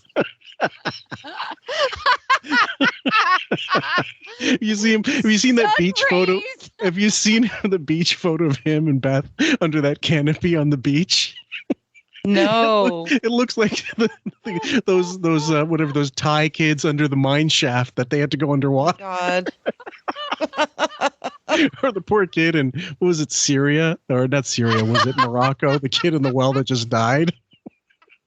Howard would love to be fucking Gollum in the bowels of the earth where no sunlight reaches.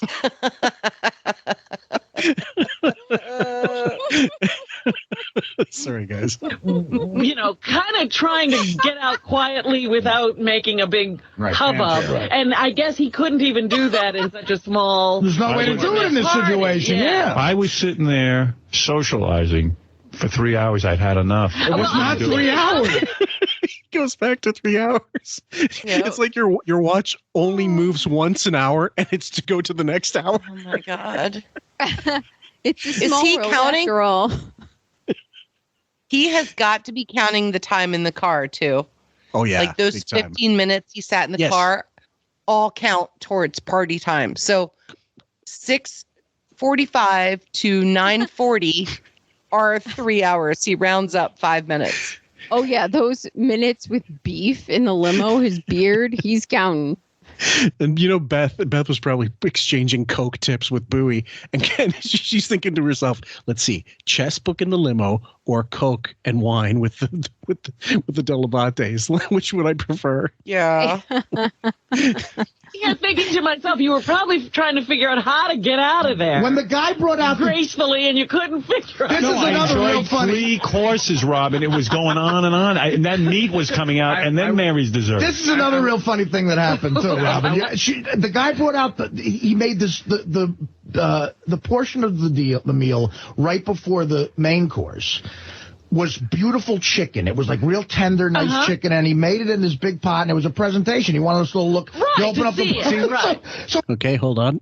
He opens up the pot. He's got a millisecond after opening, and Howard goes, "Bring it on!" Yeah, hurry up. He's like, "Oh my God!" So all of a sudden, Howard's like a Bill's Mafia fan in a fucking parking lot. Let's go!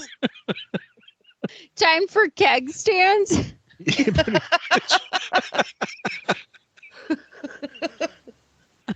I love Artie. I love him for all the shit he said back then like this. Let's just pot on the table. We'll help ourselves. That's where I have to agree with Howard, though. I don't want to see like a parade of food. Oh, put the food on the table. But they didn't even do that. I agree. When you go to a pizza joint, do they bring the pizza out and go wave it in front of your face, then take it back? No, Fred, you ingrate. During a dinner party, when you have those sort of things, you get presented. Yes, that's they do. What it is. They uncork the wine. They give you the cork to smell. They show you the wine before they even open it. Unbelievably poor in comparison to these people. I'm unbelievably offended at how stupid this conversation is. Raven. Honestly, I find this all so pretentious. Yeah. That Gary bid at an auction to win the dinner and the chef and the orchestra, which we'll get to. And then they have to parade the dinner around everybody. Like, I get the idea of like you uncork a bottle of wine and you smell it and sip it and you're like, yes, that's wonderful. Right. Thank I put a straw so in it. much. Whatever. Like, it's out of my world. I'm sorry. One little quick story. When my wife and I were when I took her to Paris, I'd been there as right at my first couple of years inside Asia. I took a 10-week trip and I saw 10 countries in 10 weeks. And I had the best time, but I wanted her to see Paris properly. And I had better film gear and stuff. I really wanted to go back. Loved it. And at one point we're in one of the parks and I have a bottle of wine in a paper bag. We're swigging it from it. We have cheese and grapes. We have cheese and grapes and bread, and that was our lunch that day. And I remember thinking, God, we could not class it up anymore if we tried. What kind of wine? It's always like a Bordeaux. Perfect. That is a great lunch. And I love Bordeaux. Any Italian reds or French reds are almost. Did you guys ever see the film Sideways?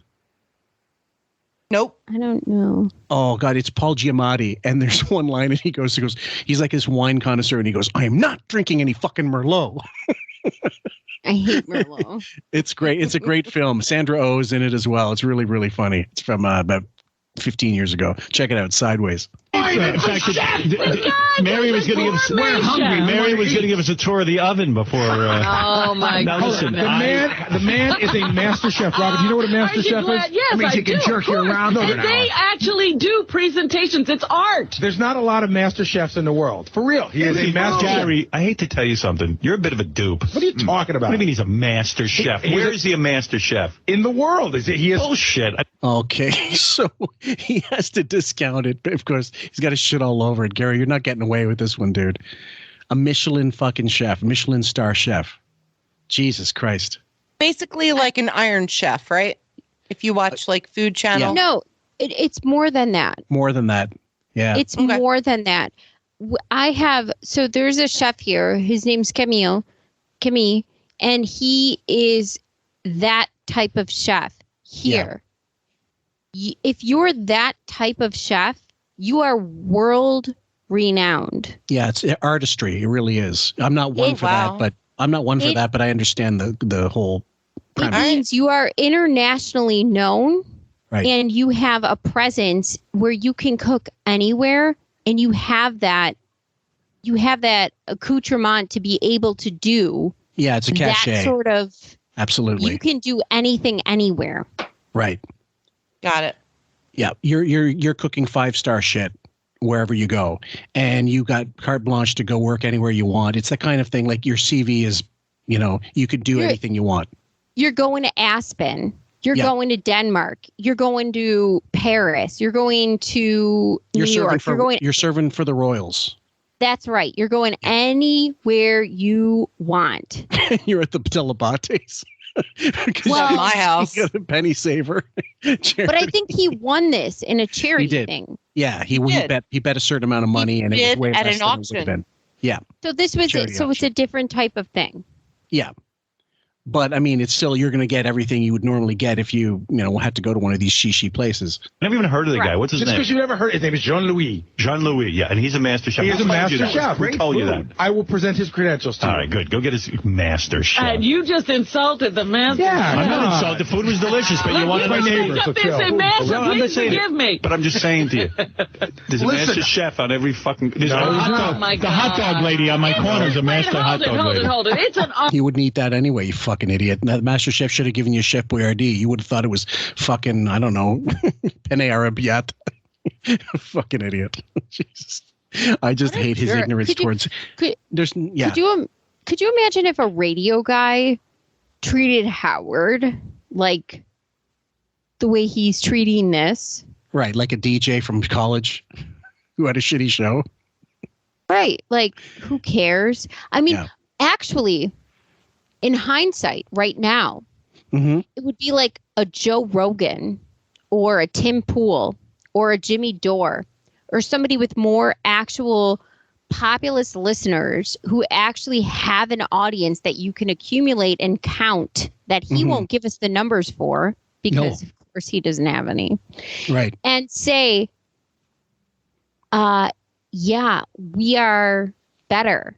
And treating Howard like this, saying, Master what? Yeah, of course.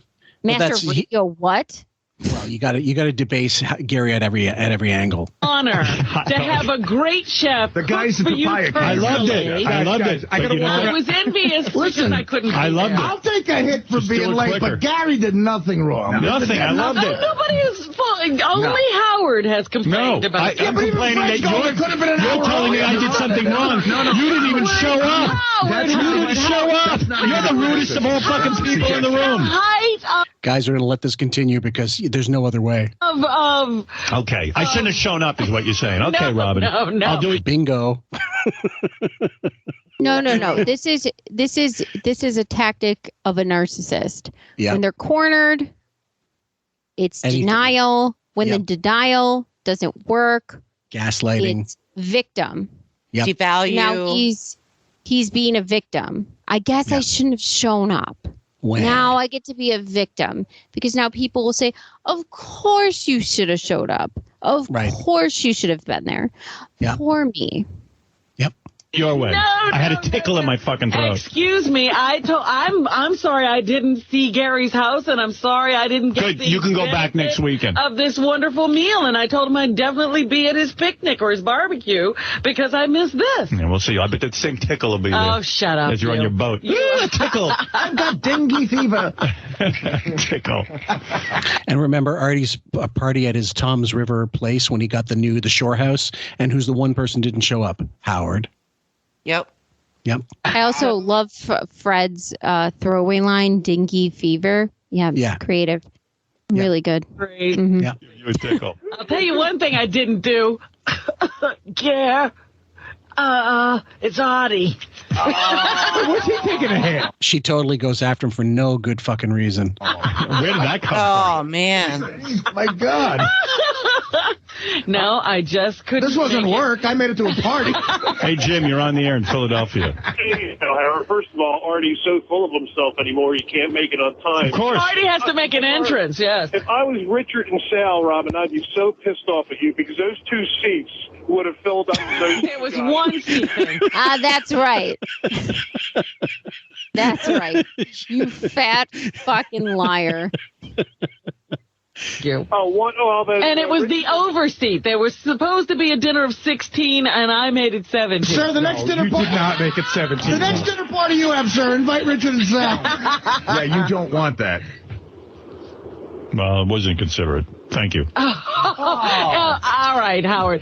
It was more of a spectacle to totally bring the dinner to a halt. Not sure about that. Your empty chair looked like kind of funny there. And stop the entire conversation and leave everybody feeling a little uncomfortable. It was. Okay, a little bit more. It was. For their main course. You know what you remind me of? For their main course. You're like Scott DePace yelling at the soldiers who protest the war. Like you weren't even in the war, and you're protesting. What happened there? Oh, sorry, Raven? Total derailment. If this had happened 2 years later, it would have been like 15 Foundation up the ass the whole night listening to her bullshit. I can't even imagine. If it was 15 Foundation, she would have showed up with Brendan Murphy and nonstop grifting.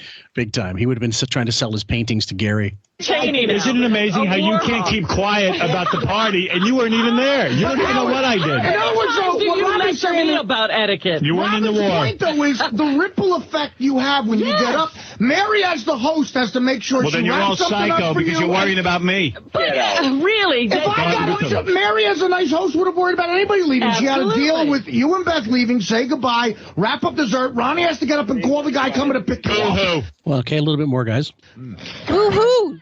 And no one can eat. And say, and no one can eat yet. Oh, by the way, supposed to resume our evening? There's a new rule: no more parties allowed for 2 years. The only weird part I had a great night, by the way, and I thank you. And it was great. The chef, Sam. Boo-hoo! Mary has to get up. Ronnie has to call the car. So the meal is being put down. The meal that you were so upset about that didn't come out when you wanted it to. Now it's coming out. Yep. And now you're fucking it up for everybody fucking else, and you know it. Yep. And now people actually have to get up from the goddamn table to call a goddamn car. And somebody, and that person happens to own the home, made the dessert, has to bag goddamn food up for you. What an asshole. Yeah. Raven? Even Artie, who was sort of, okay, let's just say he was a drug addict at this time, knew that Howard was out of line. Yep. To interrupt dinner during the main course and bag up dessert that nobody else had access to. And the chef had not had a chance to present and parade around the table yet. But for some reason, Howard got to have everything bagged up for him to go. Artie was a dock worker and he knew better.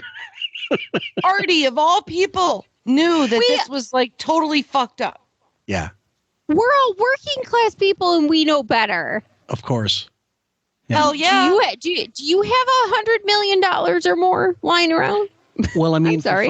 for fuck's sake, yeah, exactly. Like you if you see enough movies, you know how it's supposed to go. You don't have to have gone to finishing do you have a helipad in your backyard that I don't know about? Only when I need to go to the convenience store. Was great. The wine guy was How great. did you know? I loved it. I had a great time. I'm telling you, but it was enough. If you weren't sure that Stay Howard, awake. for the one or two people who missed the fact that Howard was leaving, like I said, when he was in the foyer going, Beth, come on, where are you? That was funny.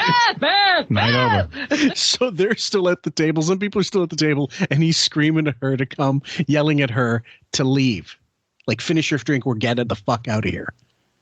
So I'm a little confused by this. Why is he screaming for her? If they were just at the dinner table, did he run off to the front door? Yeah, probably. Yeah. Because she's in the kitchen getting the boxes of whatever desserts, and she's leaving her glass somewhere and getting a coat, whatever the fuck else. Because it's April. I'm sure they have like fall wear for, being outside for the 5 seconds they'll be outside. I'm sure she's apologizing. Oh, yeah, totally. Yeah. Yeah, And I mean, she is an idiot, but she knows she wanted to stay, and she's probably placating Mary. And you know that the amount of eye rolling at this fucking dinner must have been stupendous. And the Beth. So imagine, I don't know, if you've had animals. Come on in, Beth. Beth, get in the house, Beth. This is ridiculous. It is, yeah. Oh, sorry, Raven. Well, okay, so I know I'm jumping ahead, but like once Howard and Beth leave, how do you recover a dinner party from something like that? Because anything you say can be used on the air. Like, well, that's the problem. Like you and I, or Sam would say, good, that fucking asshole's gone. Now we can have fun. But you say that and it's getting back to him because Ronnie Ronnie wouldn't report on it. I don't think. No, I don't know that any of them would at that point. Yeah. Except maybe Artie. Yeah. Because anything goes with him. But at that point, like, you're all looking at each other like, what the fuck is happening? Well, Are you kidding me? Captain Killjoy is gone. We can fucking have fun now for a minute. And I'm sure it did become more comfortable afterwards by far. Oh, but there's for still, sure. that was a conversation piece for part of that rest of the night. A couple of them were going, what a fucking dickhead. Sam? Well, I think there's people in there that are, some of them are, I'd like to think of them as moles, like CIA, FBI, KGB, whatever you want to call them. Yeah. So you're not sure what side of the fence they lie. So it depends on how much work conversation you have behind the scenes about what kind of person Howard is behind the scenes. So if you have a lot of back and forth about what he is, you know that you can talk about this freely. But if you don't, you're not sure, right? Yep. But if you've had a couple of conversations, which I'm sure all of them had, I'm sure that they had right after that moment when he left some sort of conversation. I agree with you 100% on that. I'm just wondering, okay, one, I want to be hearing that conversation after he left. Totally. Two, who texts Robin first after he's gone to let her know what just went down? Well, there's that. I do know that in the wrap-up show you're going to hear when we cover it for the next part, Gary says he told Robin when they in the studio, like, so I don't know if anybody texted her, but he definitely told her before when they went to break about what happened. And he says it. I didn't want it to get any kind of anger. I didn't want to make it a scene. I didn't know it was going to become what it became. He's full of shit. He wanted Robin because he knew she would be safe from Howard if she decided to bring it up. Yes. Then he's off the hook. But someone told Robin, so he doesn't know. But eventually, Bowie gives it away, of course. And but he definitely wanted people to go after him on the air for sure. Do you think it was Tim? Oh, it could have been anybody. I mean, at that time, let's see who's going to tell Robin. No, because we know exactly who was there. So I don't see anybody else but Tim. No, but I'm saying like Mary Delabate could have if she's tight with Robin. But Tim hung out with Robin, so I'm certain he did. Because Tim's a gossip. He would love to fucking be the first one to say that shithead just left. So, yeah. I mean, really, Howard, now you know that was wrong. I was not aware everyone was listening to my every word. We couldn't hear anything else? I didn't know. I didn't know your house had such echoing halls. Well, he doesn't have a lot of furniture in it, and maybe it won't have such an echo. You were a foot from us screaming. You got to put soundproofing in there. What's wrong with you? Oh, my goodness, Howard. Sorry you heard an echo. That's all you heard. Okay, a little bit more. The house had very little furniture. Hi, Gary. Hi, Mary. How are you? Beth, come on. We got to go.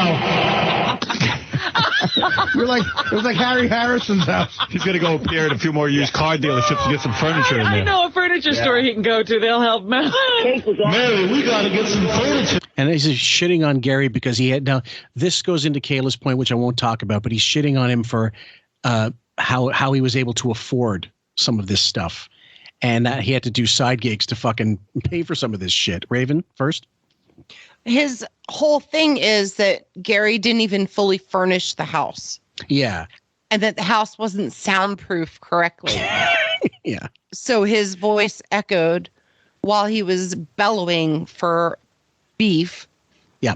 To finish up in the kitchen and grab his dessert, and probably not the main course because he wasn't going to eat that. Right. But the whole idea that he would derail the conversation again with putting down Bowie for lack of having his house soundproofed or it's not a recording studio filled with furniture. Like, I don't know. I mean, yeah, who knows? Sam? I'm sorry. So if he put in a couch or a love seat or a picture frame, your bellowing would sound better? Yeah, egg cartons on the ceiling. Or less pronounced?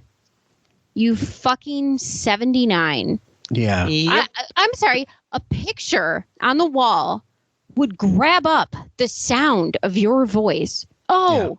Yeah. This new house is on. I just tried the cake. She goes, what do we want? Trees or chairs? I had a great time, though. Really great time. Like it was a beautiful compliment. It was. It really was. Sorry you put a damper on it. Wow. Sorry. Everybody seemed to have a good time. Okay, guys, that is going to be the end of part one. Everybody had a good time. Yeah. Did you? I had a great You're going to love part two, guys. We're going to go. I'm going to try to get Kayla, hopefully, when she's feeling better. And I'm going to task Deborah to help me out with that one with the wrap up show, because there will definitely be 3 parts to this based on the amount of audio we have. So we hope you've enjoyed this one. Any closing thoughts, my dears? I've never heard more of a gracious man in my entire life. And if you didn't hear the sarcasm dripping off my microphone during that, I'm sorry. Have a great night. Love this. Thank you for having me, and hope you guys enjoy the next couple of parts. Love you guys. I have no thoughts anymore. Take care, guys.